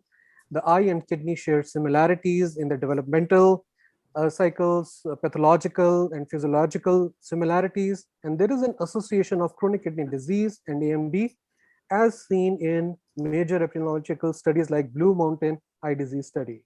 So this was a cross-sectional study at Shankar Nethralaya over 3 years. You were IRB approved. We had 3 disease groups, namely early AMD, late AMD with geographic atrophy, and late AMD with choroidal neovascularization. We had 22 controls. We had a thorough patient history, this is important to rule out confounders. And we had exclusion criteria in which we ruled out people with renal disease, systemic inflammatory disease like lupus, arthritis, which could impair the renal function test with uncontrolled hypertension, diabetes, and also patients with history of nephrotoxic drugs. Urine samples and peripheral blood were collected, and clinical examination was performed. The patients were categorized according to the international classification of AMD. These were the 3 groups, and we also had a control group. The urine protein was analyzed with mass spectrometry and validated by ELISA, and PCR was used to assay the SNPs in CFH and C3 genes. So this is the study design, and appropriate statistical tests were done. So to begin with, we had 751 proteins, and we gradually, step by step, kind of ran them through the sieve, and we saw that 383 were differentially expressed, 48 matched with the previous database, and 16 of them were upregulated in both early and late. And we finally selected 3 proteins which had a gradual increase in the fold chain from early to advanced AMD, because AMD is a slowly progressive disease. So these 3 proteins were SERPINA1, TIMP1, and APOA1. So this is the mass spec images of these 3, and this is the box and whisker plot of urinary protein levels. These are the pathways which are deregulated in AMD. And this is a table with the validation. Here you can see there is a more than 15-fold change in APOA, more than 4-fold change in TIMP1, and a double increase in SERPINA1. So what's the diagnostic utility of validated proteins? This should pass the statistical test. And here you see we had a kind of a hitch in the study that the ROC curve was about 65% for all 3 proteins, just from the urine. So we also included the tests, the PCR test of the blood samples, and we tried to increase the discrimination value of the power of the diagnosis. So here you see from 65, when we included both the urine and blood, it increased to 80%. And for APOA, it increased from 66% to 82%. And for SERPINA, it increased from 65% to 73%. So the novelty of the study was that we had a discovery of biomarkers and potential therapeutic targets, which was different from previous studies because they only identified differentially expressed proteins between controls and AMD in general. They did not classify it between early and late disease. And by categorizing the late disease patients, we could potentially identify them at an early stage. And our study employed a novel scheme to identify proteins that gradually increase with disease progression, since AMD is a slowly progressive disease. So SERPINA1 is enhanced in early AMD, APOA1 is enhanced in CNVM patients, and TIMP1 is enhanced in geographic atrophy patients. So there were some limitations to our study. The sample size of age-matched geographic atrophy was not that large because geographic atrophy is not very common in India. And with the life expectancy increasing, we could see more of this in the future, but that is just the changing landscape of the clinical presentation that we see. There is a difference in age controls compared to AMD groups. Of course, the early or younger patients won't have AMD. A lack of smoking and alcohol is higher in the control group, because these are the risk factors for AMD. However, we incorporated allele status of risk conferring SNPs in AMD, which is not affected by personal behavior or any other comorbidity. So to conclude, urinary, SERPINA, TIMP1, and APOA1 are elevated in AMD. There is a significant association of these polymorphisms in CFH and C3 genes in Indians. And these results enable early diagnosis of AMD using urine samples which will help in early detection and lifestyle modification and slowing down of disease progression. And it could potentially lead to a point of care device for mass screening and identifying the cases of C3 inhibition therapy for dry AMD, because there's a recent paper on pegcetacoplan for geographic atrophy secondary to AMD. And we saw that this could, if TIMP1 is elevated in geographic atrophy patients, using the urine sample, they could make good candidates for receiving pegcetacoplan. So these are my collaborators. So with that, I would like to come to my takeaway messages.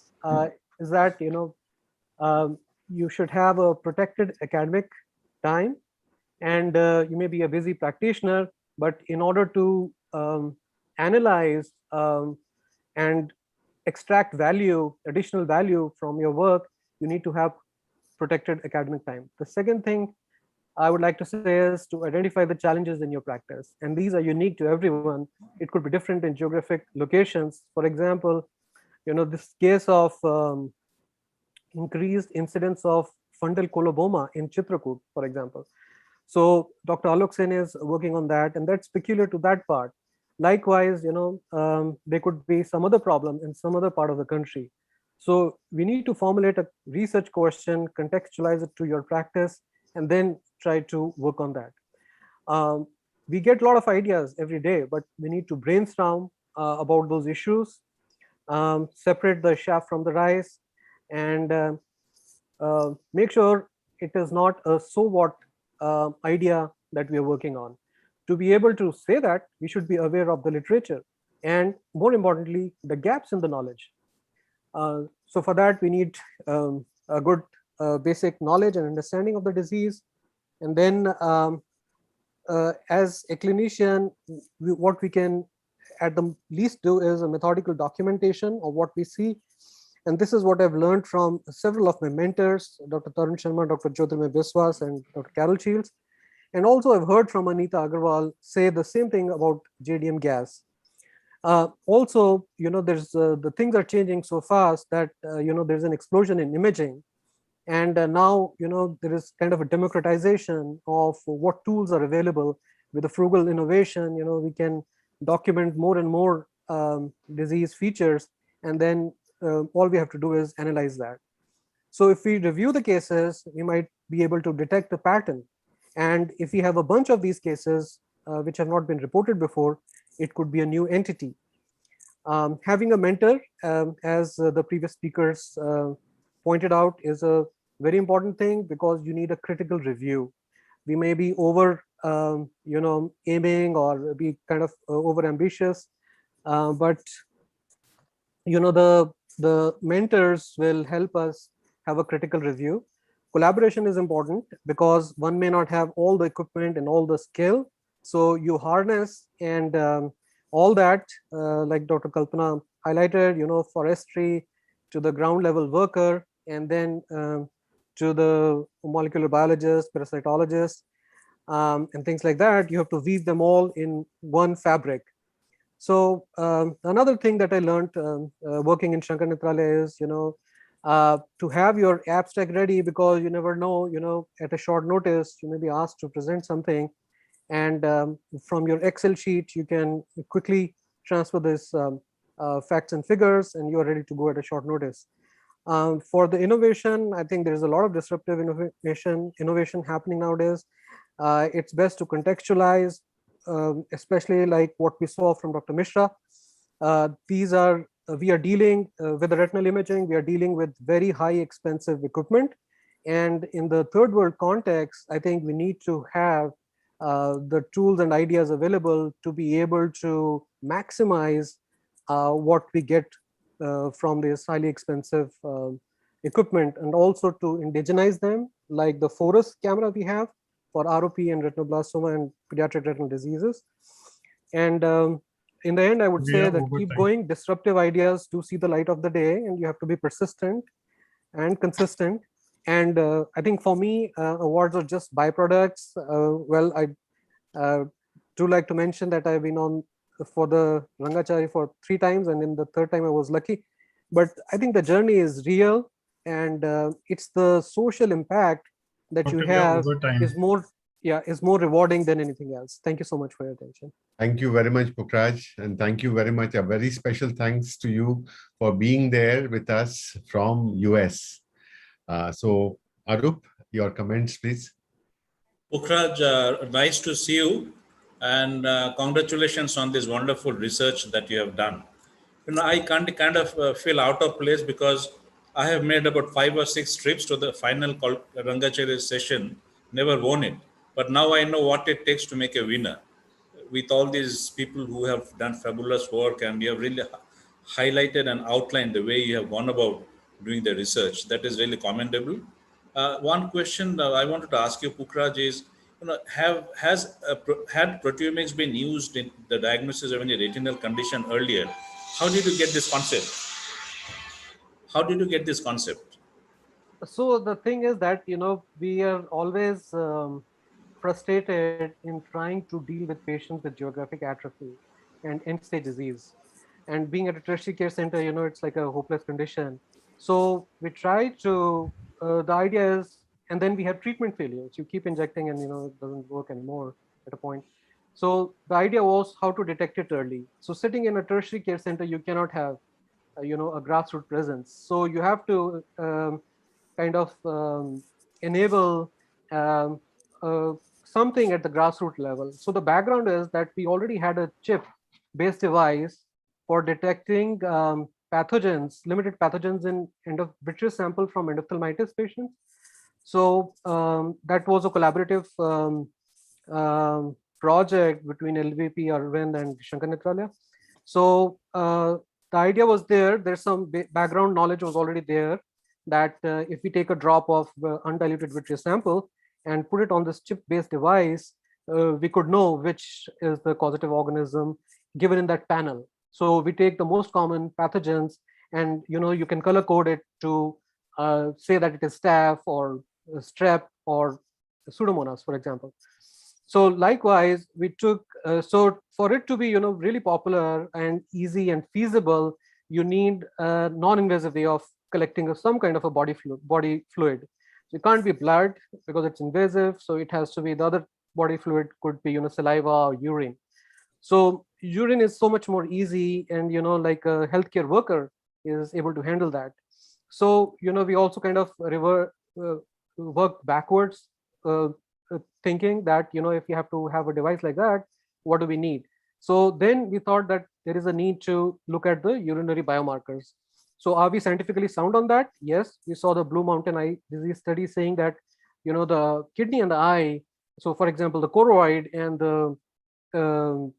the glomeruli, they have so many things, even the developmental pathways common. So, and then we had to be careful to rule out patients who had renal disease of other causes like SLE or nephrotoxic drugs or diabetes. So because they also cause renal function failure. So we wanted to make sure that it's only coming from AMD and not from something else. So then kind of traced our path forward and going backward, and that's how this idea came about.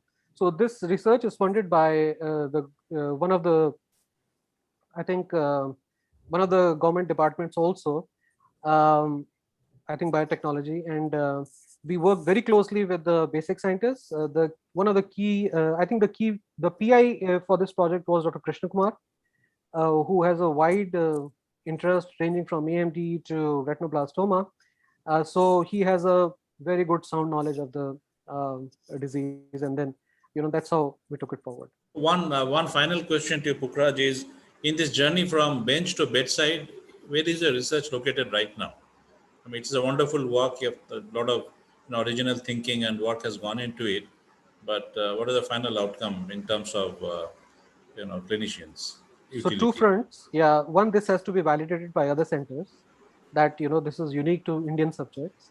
So if somebody from the north, east, or west does it, it kind of validates our work. Second thing, the point of care device has to be fabricated. So and it has to be a low cost thing, so that that it can be marketed, and with a drop of urine you can tell that this patient is has a high risk for having a geographic atrophy or CNVA. So we are working on that. Yeah. Thank you. Thank you very much. Dr. Bhalla, you wish to say something? Yeah.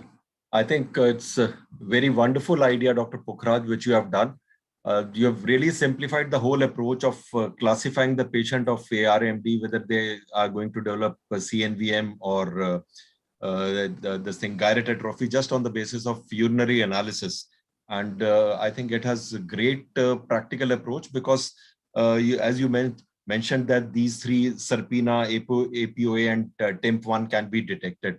And I think with that, you have also opened the channels for further urinary analysis into other retinal diseases also, maybe other degenerative retinal diseases. And I think one of the slides you mentioned that pegcetacoplan is one of the innovative drugs which can be tried for patients having TIMP1 in their urinary analysis. I think it sounds very exciting, sir.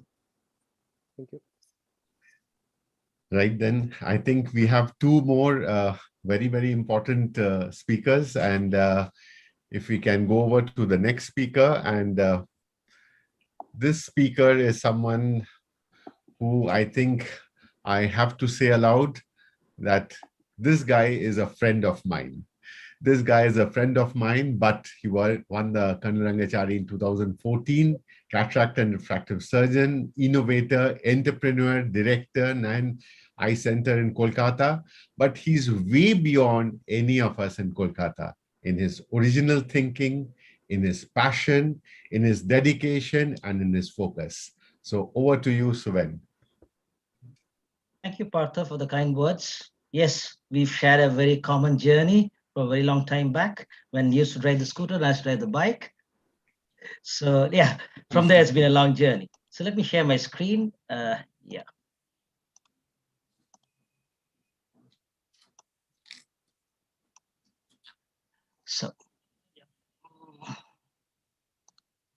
So let me start by bowing to my teachers in my formative years in JIPMA, Professor Vasudevanand Rao, Professor Rangachari, Pawan Shore, Professor Jawaharlal Goel.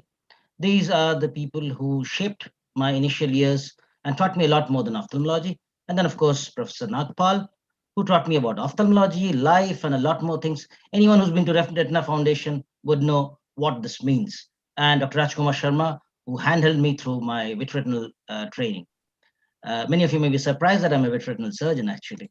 So, and thank you, All India Ophthalmological Society. I really can't thank AIOS enough, and the members who have supported and encouraged me throughout. This has been a wonderful supporting journey. So the journey to Colonel Rangachari Award 2014, as I would say, is the story of the unlikely candidate. And I'm Suven Bhattacharjee, and I'll tell you why I feel so. Though I do have a financial interest in the BX Pupil Expander and MedInvent devices.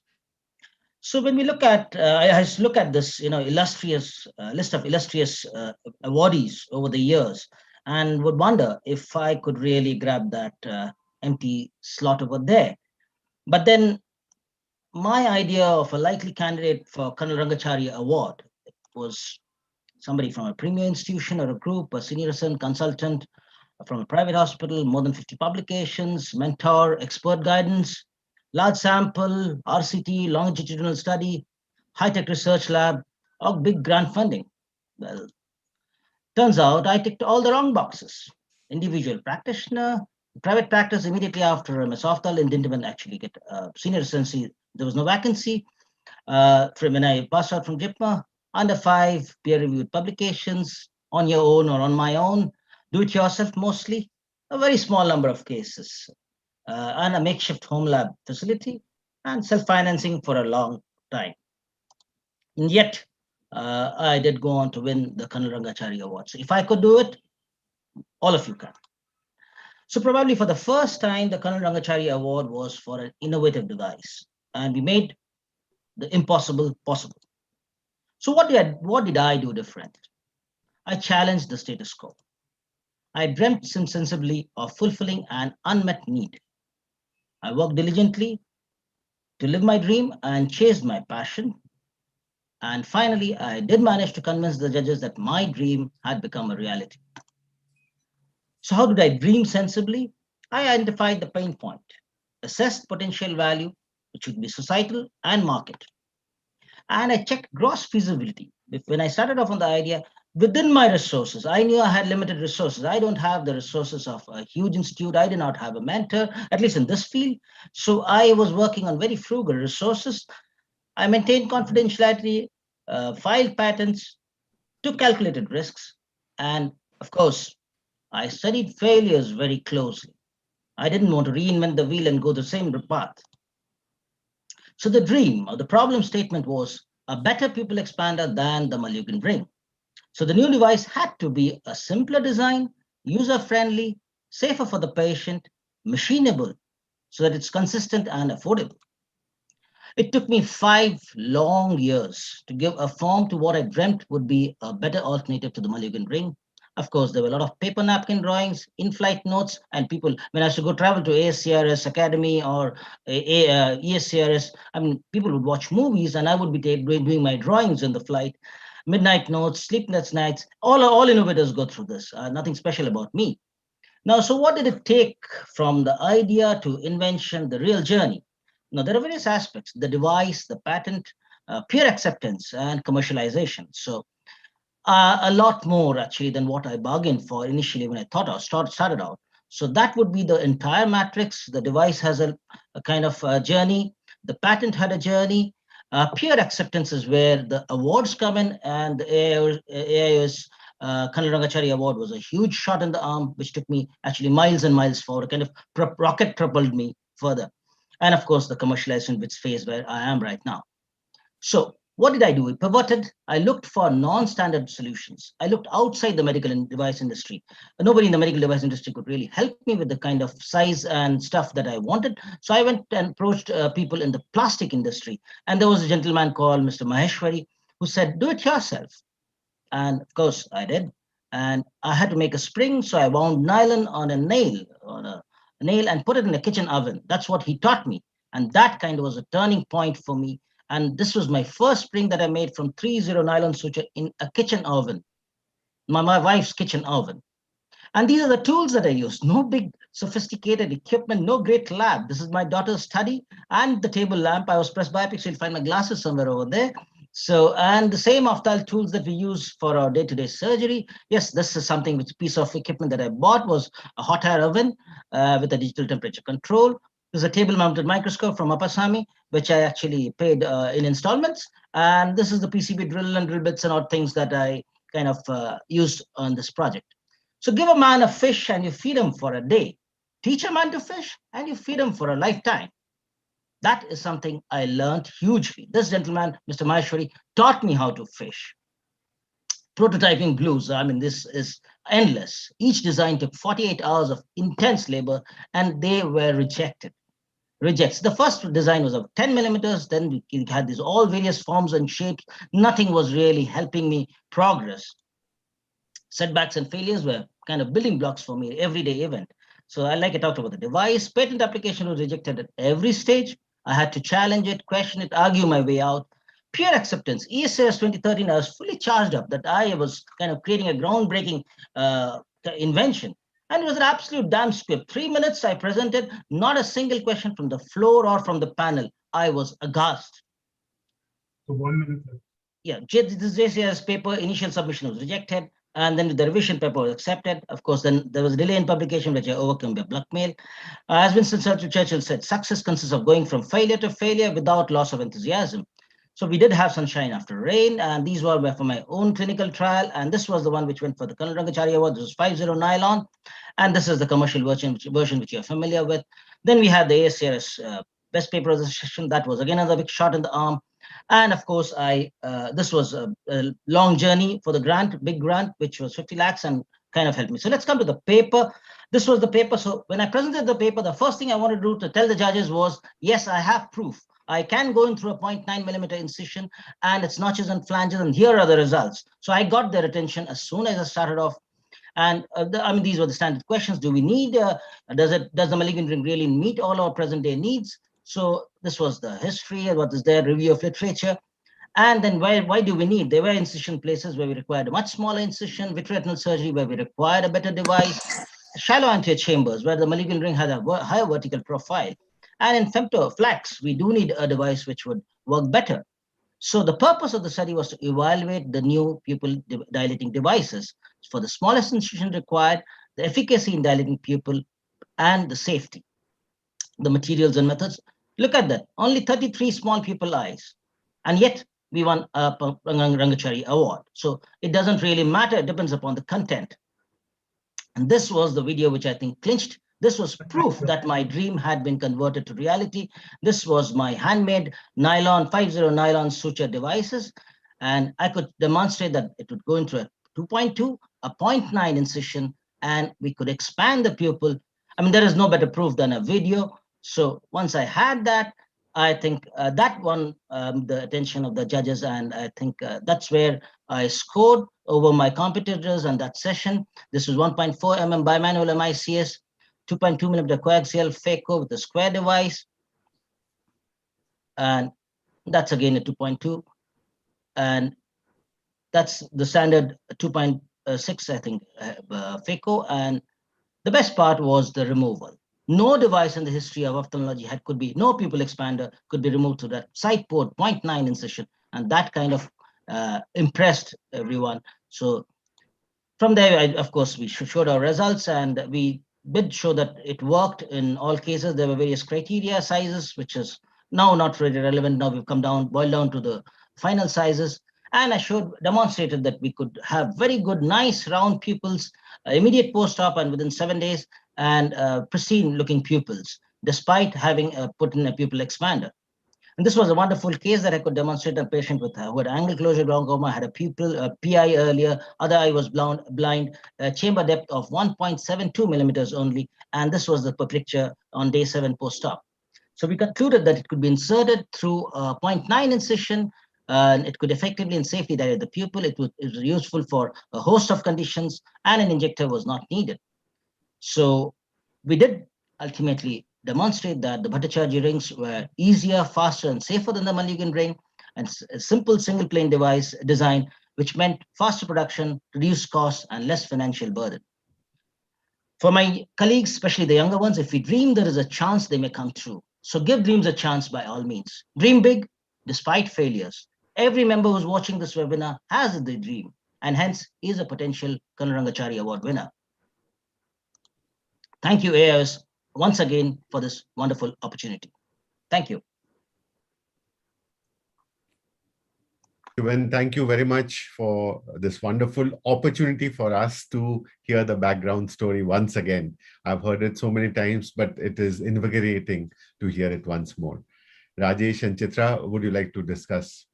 Yeah, sure. I would definitely like to say, because first of all, I would like to thank you, Dr. Partha, because Suven is such a dear friend and you have asked me to speak for his innovation. So I'm thankful to you for that. And this innovation is a wonderful innovation because I have myself used it on a number of occasions. And it is so sleek, as he was mentioning, it can be introduced. It has some differences. There are other pupil expanders as well, but it has some uniqueness. It can be introduced through a very small incision. And what he mentioned about flax, in a flax, you can, if the pupil is very small and the patient is wanting for that, you can very well introduce through a very small incision, a side port, and don't require anything. Any instrument can introduce it. It is very easy to do it. And again, there's an advantage that, all the notches are in a single plane. So it doesn't catch, even after, capsular rhexis, the pupil becomes small, you can put it and it doesn't catch the rhexis at all. I mean, even with other rings, you can manage, you can inject viscoelastic, but in other rings, you are a bit scared because they are not in the same plane. This is in the same plane. So what happens that it never catches the capsule. That is the beauty. And it is soft. So the only thing is that if the pupil is too rigid, it becomes a bit difficult. But the advantage is that in majority of cases, you don't have that rigid pupil. You just need, these floppy kind of a pupil wherein you need something to expand. And once you've expanded, done the phaco, remove it, your sphincter will be absolutely intact. So you will have an absolutely undamaged sphincter. After that, nobody will say that, you have used a pupil expander. So that's the beauty of this ring. And I'm really proud of you, my friend. Rangachari, no Rangachari, Suven, my dear friend, you have become global now. Thank you, Rajesh. Very kind words. Thank you, Rajesh. That's really great. Absolutely. Chitra? It's really nice to talk about you, Suven. And what the few words I'm going to say is a reflection of what I heard. I don't know which session you spoke about for nearly 20 minutes to half an hour about how you struggled to get this thing into the field. And it was such a picturesque description, and it actually brought out the whole drama and the challenge which any innovator would face. And what is very nice about Suven is he's so completely candid about the very tough course he had to pursue. In fact, it keeps telling you that it's perseverance and completely unshakable confidence which he's had that he would not lose out on this innovation. And that's what I understood in that very massive talk of it.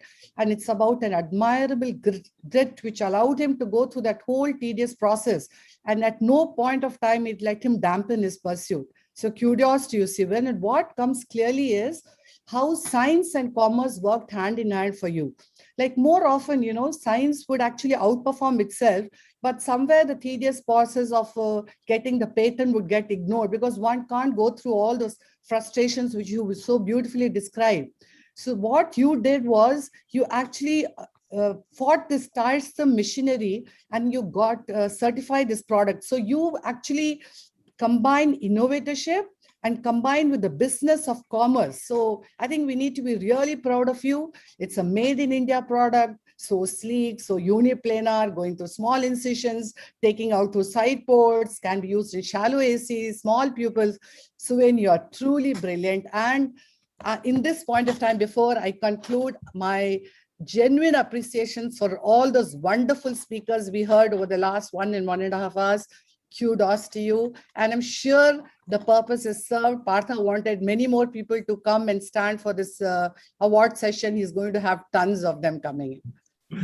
Thank you. Partha, Thank you very much. one small comment I'll make, one small comment because I should not be entering into NTA segment arena, but the journey of Suven is very inspiring. You see, he did not leave behind anything. I personally think somebody from AIOS or Partho should approach Modi. You see, because Make in India wala jo concept hai na, wo is truly inspiring, Suven. Because to challenge Boris Malaguen, believe me, Boris Malaguen ring was a household name amongst ophthalmologists. So Bhattacharya ne usko displace kar diya. That is what I love about Bhattacharya. I can't thank you enough, Lalit sir. And actually, I'll thank AIOS for bringing in an innovative session. Actually, Lalit sir met me after the Rangachari and said that the next, I think, meeting wherever we met, "Arey, tere liye ek innovative session kholna pada abhi hame." No, that is true because that has really encouraged so many innovators. That has really encouraged. I remember we started that innovative session. It was jam-packed, and Suven was the main person. In fact, he was saying what we need from industry is how are they going to, motivate research. ये products वगैरह, Suven, I remember he said ये products वगैरह नहीं सुनने हैं. How can you motivate our researchers into it? Suven, you remember? Yes, sir, I do remember. I asked the industry, how can you support our members? Your products and all, it's okay. We can listen to your products and stuff, but how can you support our young members in their journey? That was what. दोनों हाथों से सलाम है आपको. I would like to make a small comment. Comment. Yes, Suven. Always, I feel I've gone giving talks on video and show videos on managing small pupil. But since BX has been launched, I mean, Suven, thanks to you, the BX has made my journey of cataract surgery in small pupil very smooth sailing. And I feel proud. Whenever I have a small pupil in my OR, I don't get scared. I don't feel anything. I just feel Suven is standing next to me. My BX comes out and my journey is smooth. And I always tease him that Suven, your sales, I am a part of it to increase your sales. And he always denies it. But I love you, Suven. Your innovation has just Thank you. It's your love. every It's everybody's the surgeon friend's smooth love. sailing. So Suven, the take-home message for you is supply PHEX rings free of cost. I heard it loud and Distribution will flow out. So wait to all attendees of this session today. Yes. Nothing can be so cheap what Suven is giving. At BX, what the price, what he's charging, it's superb. So one idea for AIOS is for Partha and Chitra to start a Shark Tank kind of a session for AIOS with innovators interfaced with business. Yes. Dr. Maipal sir, would you like to say something? I'm sure he would have something, and this is something that he had also suggested, innovators with business and industry. So actually, first of all, congratulations Suvin for giving this wonderful device to the world, I would say. And just from where Amit left, I don't know whether you got it or not, but we used to get his free samples of every design that he was making to try and to give him feedback as to how it is. And once I also got that, please discard these X samples that you have got because they are not the one. Yes. So Suvin had the perseverance, I would say, that he had, and he would actually nudge all the people at that particular time who were, I would say, influencers or anything within cataract surgery arena, and to try to use it. And I think he has really, really perspired a lot. I don't know whether there was any blood involved, but there was a lot of perspiration, and I think he made losses to begin with. And I think it's great that he has persevered. And I think I once discussed with him that in case he needs any support from a business, but I think he went along and he was able to do that. And congratulations, Subin. And coming to the point which Santosh said and then Dr. Namrata said, I think one thing that is there is that the earlier talk that I was also listening about the wide field OCT, etc. I think it's such a simple device that should actually be put to commercial use. That is something that is when you actually get noticed by other people, when it becomes good in everybody's hand. See, saying that a particular thing works in my hand and this is my hypothesis, this is what I have postulated, till it becomes workable in any Tom, Dick and Harry's hand, it is not going to be a shining star.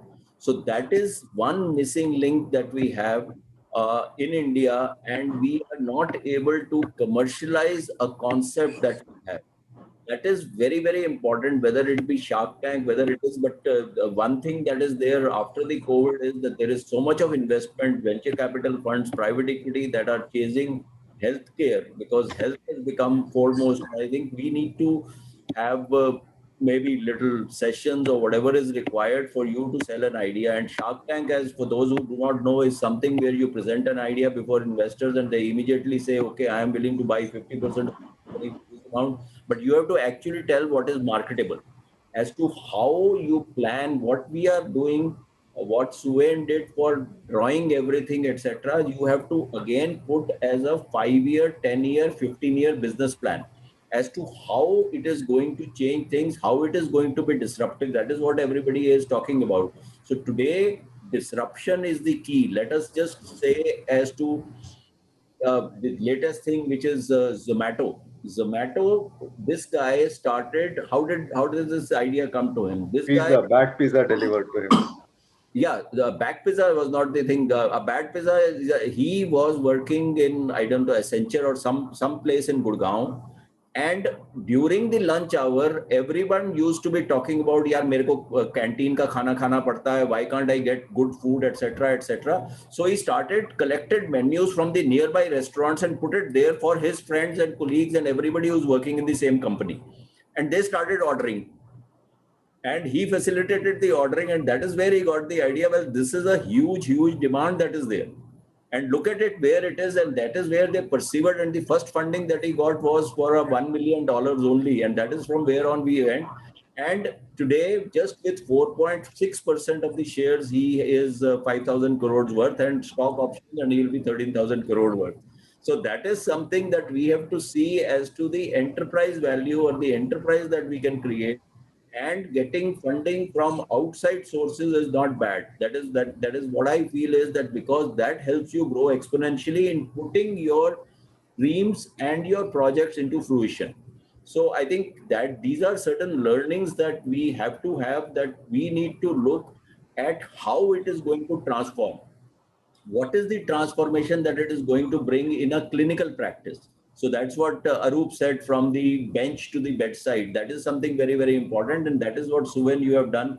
And congratulations. And I think we need to actually look at these particular things and maybe have an innovator session with the people that there are enough and more funds who deal only in healthcare. So we could actually, Partha, you can connect with me. I can give you names of certain people who are just healthcare funds, and you could have a session where our youngsters can present, and we can have the people from private equity sitting there.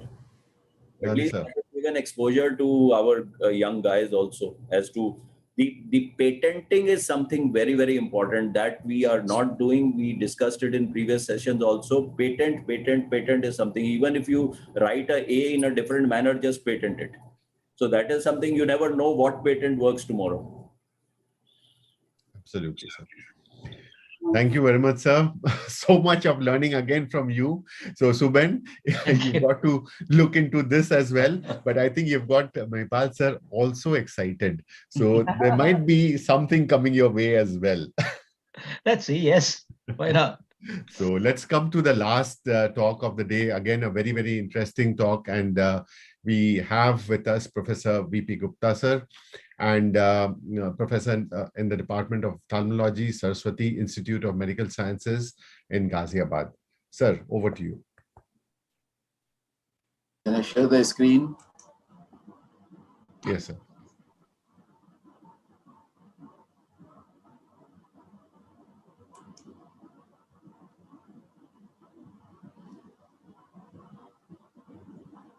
Do I need permission to share a screen? No, sir. You can share the screen, sir.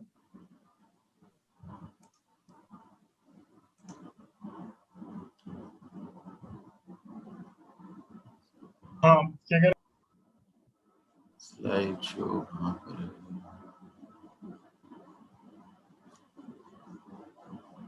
It is not coming. Slideshow नीचे है sir, नीचे. यहाँ पे sir. नीचे. No, slideshow ऊपर आ रही है ना, ऊपर ये क्या बना हुआ है? सर नीचे से आ जाओ, नीचे पे ही है आपका. You can start from here. Slideshow is not coming ना. ऊपर ये बने हुए हैं. सर डाउन एंड राइट पे है. Down and right. नीचे जो आइकॉन है ना, नीचे आइकॉन जो चार दिख रहे हैं. नहीं, ऊपर मैंने साइड में शिफ्ट कर दिया. सर नीचे वाले से कर लो sir. Will come now. Yeah. Yeah. So, good evening, ladies and gentlemen, the esteemed chairpersons, moderators, discussants, greetings and warm wishes to all of you from me. At the outset, I wish to profusely thank Dr. Partha Vishwas, the Chairman Scientific Committee and his team AIOS and the members of the Governing Council for considering my name for the prestigious webinar on Aspire for Colonel Rangachari. I am really indebted to you. In fact, it is really an honor indeed to be the part of this august meeting and webinar. Thank you once again. So coming to my journey to the Colonel Rangachari, our research project basically involved with the surgical management of severe dry eye due to Stevens-Johnson syndrome. As you all know, ocular involvement occurs in 2/3 cases of Stevens-Johnson syndrome, and the cicatricial abnormalities in the conjunctiva and destruction of the limbal stem cells result in symbliphron, entropion, severe dry eye, which may be unilateral or bilateral, and of various levels. Cornea may be keratinized, conjunctiva may be keratinized, and vascularized cornea also.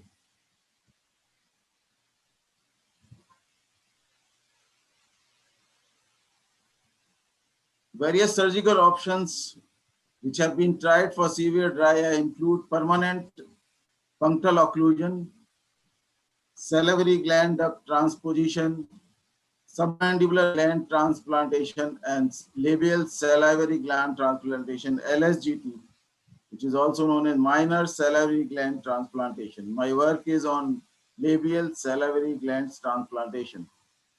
As you all know, minor salivary glands exist in large numbers in the labial, buccal, and palatal mucosa and account for half of the baseline secretion of saliva. The composition of saliva and tears has been noted to be fairly similar in their composition, with few differences including salivary amylase. However, that is not harmful because the substrate difference is there. Thus, the labial salivary gland transplantation, that is LSGT, can provide adequate quantity of salivary tears to combat severe dry eye. However, there is no report of LSGT for severe dry eye due to SJS from India. So this study was aimed to evaluate the effectiveness of labial salivary glands transplantation in patients with severe dry eye due to Stevens-Johnson syndrome. This was a non-comparative interventional series. Severe dry eye cases were included. After detailed preoperative assessment, including Shermer 1 test, BUT, syringing, etc., all patients were requested to fill a questionnaire pro forma on the symptoms of dry eye on a scale of 0 to 5. SJS with severe, constant, and disabling symptoms were included. Signs of level 4 dry eye patients were included. Although level 4 dry eye has less than 2 mm of Shermer 1 value, but I included Shermer 1 test value of 0 because most of our patients were like that. This is the exclusion criteria. After routine investigations and written informed consent, all operations were done under general anesthesia by single surgeon. This is a small video clipping on labial salivary gland transplantation for severe dry eye due to Stevens-Johnson syndrome. This is a severe dry, you can see. So this is harvesting of LSG, elliptical incision. Now incision at the superior tarsal border to create a bed. This is the LSGG. Suturing of labial salivary gland graft is being done with 80 Vicryl. Final look and post-operative improvement in the conjunctiva and corneal rupture. So this is a case of severe unilateral dry eye. Dry eye is there in both eye, but more in the right eye is very severe entropion, keratinized cornea you can see, and these are the two grafts which were harvested in this patient. So harvesting of two LSG grafts is here, and these are the grafts 15 by 30 millimeters. Two grafts were harvested in this case, and the placement of the LSGG in the superior and inferior fornix in this patient, because two grafts were harvested, so I put in inferior fornix also. So this is the post-operative LSGT appearance. You can note pre-operative corneal opacity which improved dramatically, and you can see the pupil also in this case. The conjunctival luster has improved, the wetting has improved, Shermer 1 improved. This is another case where 18 months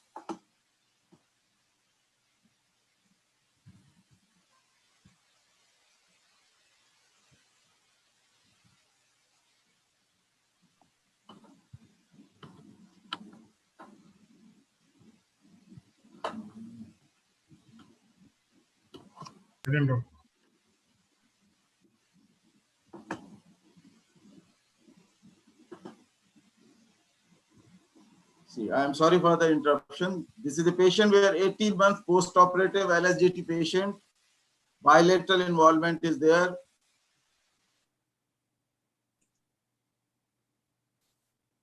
Severe blepharospasm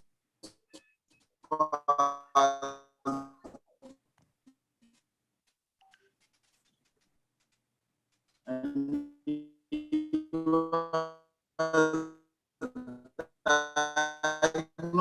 even essential blepharospasm in this patient. You can see opening nicely labial salivary grafts in both eyes on eversion of the eyelid. So this study includes Stevens-Johnson syndrome. It was bilateral in all except one case. The graft size was 15 into 15 mm to 30 mm into 15 mm. There were no intraoperative complications except bleeding. Post-operative lid edema was there. There was significant improvement was noted in all the cases in symptoms, in Shermer test, in BCVA, corneal transparency, and there was a reduced frequency and number of lubricants required after surgery. The follow-up period was 9 to 24 months. All grafts were intact till date, till follow-up, and no donor site complications were seen. And I usually suture the donor site after removal of the graft. So this is the table showing the improvement. So in the discussion, these are the studies of LSGT showing improvement in dry eye. Murube was the first one who did 6 cases. However, he included 3 cases of Sjogren syndrome also, which I have excluded, and they are not included by most of the authors. Then this is another study where 10 cases of dry eye were done. Cause was unknown. And Soares and Franca, there is large series of 37 eyes. Recurrence in 2 eyes of Stevens-Johnson syndrome and 4 years follow-up. These are other 3 studies with improvement in following post-operative surgery. Gerling et al., 17 patients, successful in 90% of the cases for 36 months, grafts were viable. Marino et al., 14 cases, 14 eyes, 10 were due to SJS. Santana et al., they included 19 eyes and 18 had previous surgeries and good results following surgery. These are the studies which I have reviewed and were published after my Rangachari medal. So that is how I have reported. Liu et al. And Waxman et al. Both have reported favorable results following this surgery. The only surgery, Q et al. From China, they did LSGT in severe dry eye in rhesus monkeys, only 4 control and 4 eyes.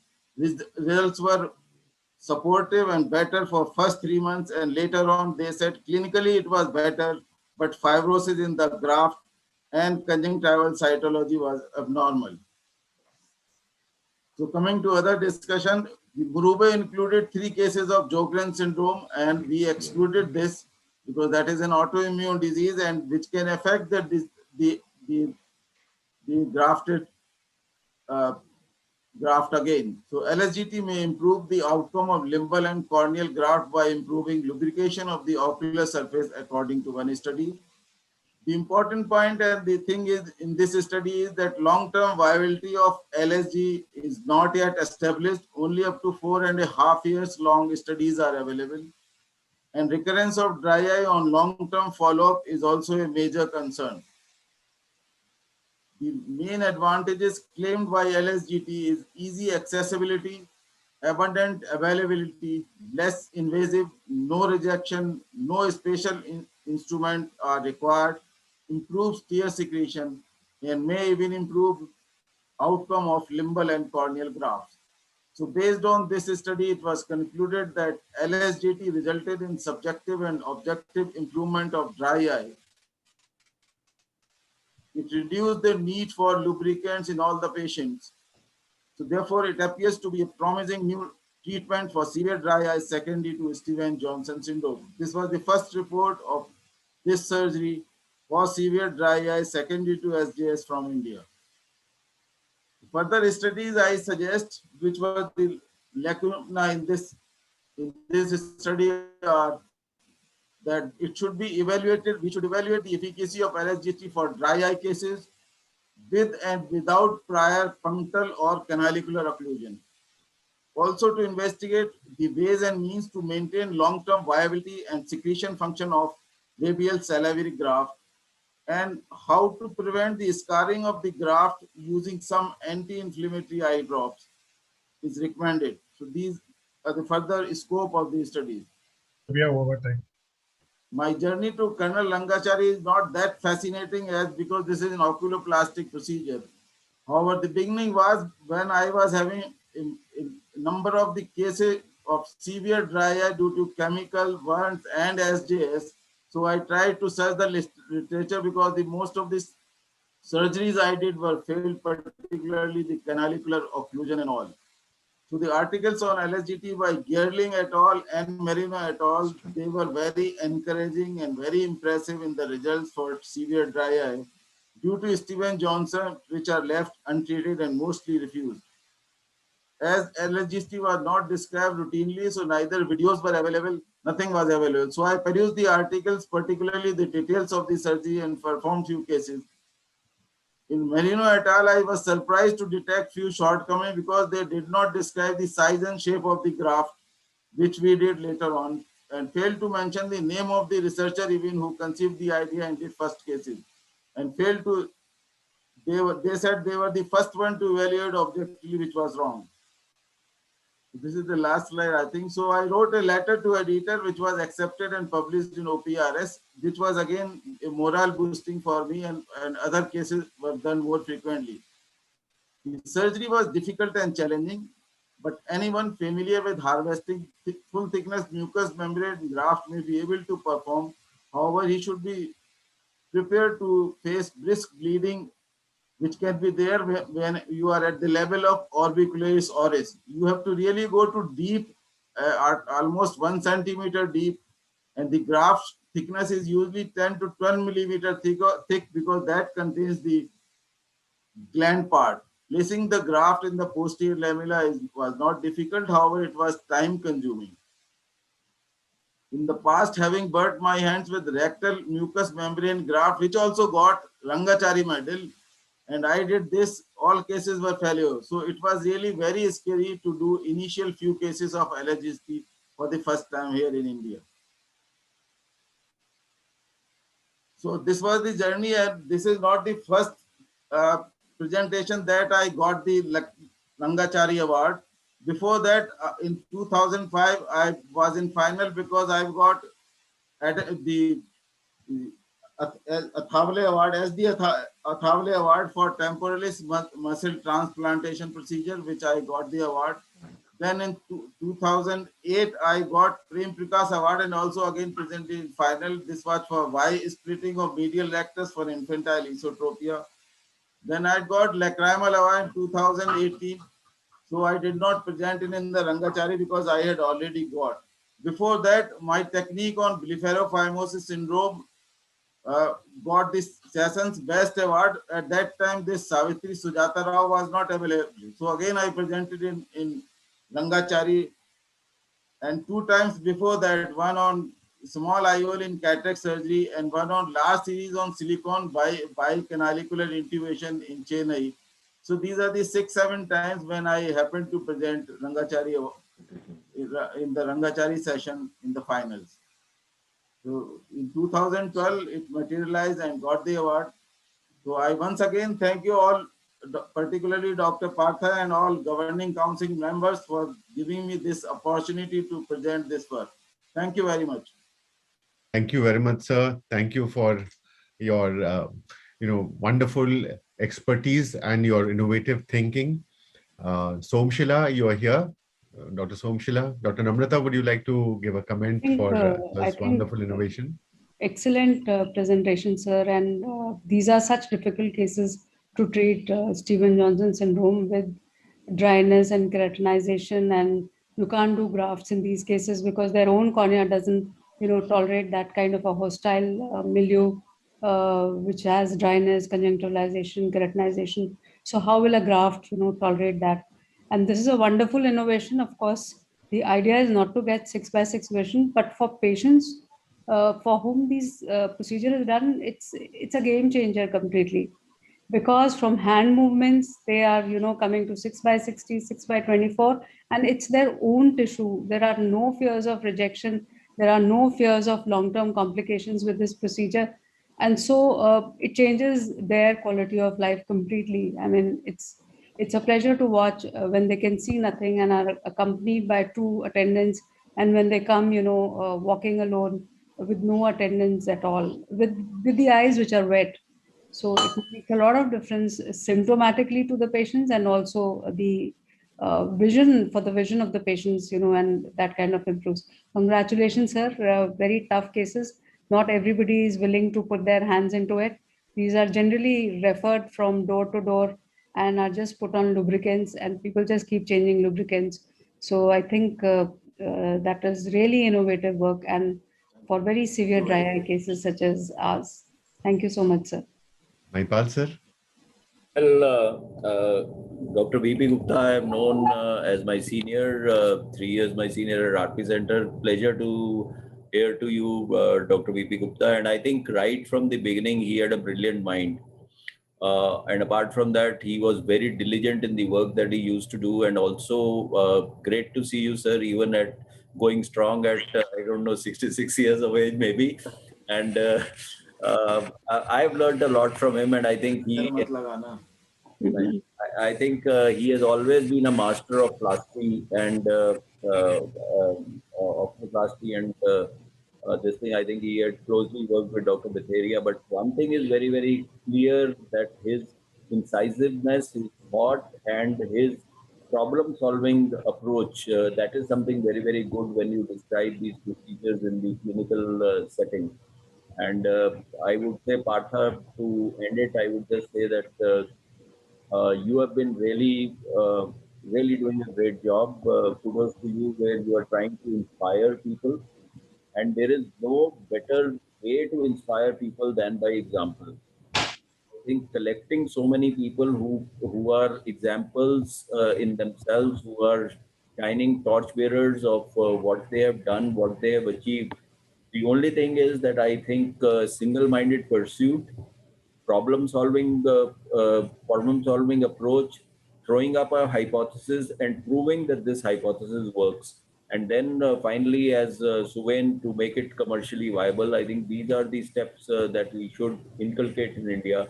And I think kudos to you and the scientific committee. And I would also say to the entire AIOS, Namrata has also been very, very forthcoming. Dr. Chitra Lalit has played his great innings, and he's, I think the best has yet to come with him taking over as president. So I think we have all to boost up the level of research and clinical applications thereof, and put in the inquisitive mind to challenge and to say what you feel can be a new approach and can be a disruption. That's something that we all owe to our youngsters, and I think Partha, great job and great presentation by everybody. Was really, really very, very impressive to hear all the past couple of years Rangachari awardees as to how they have reached this.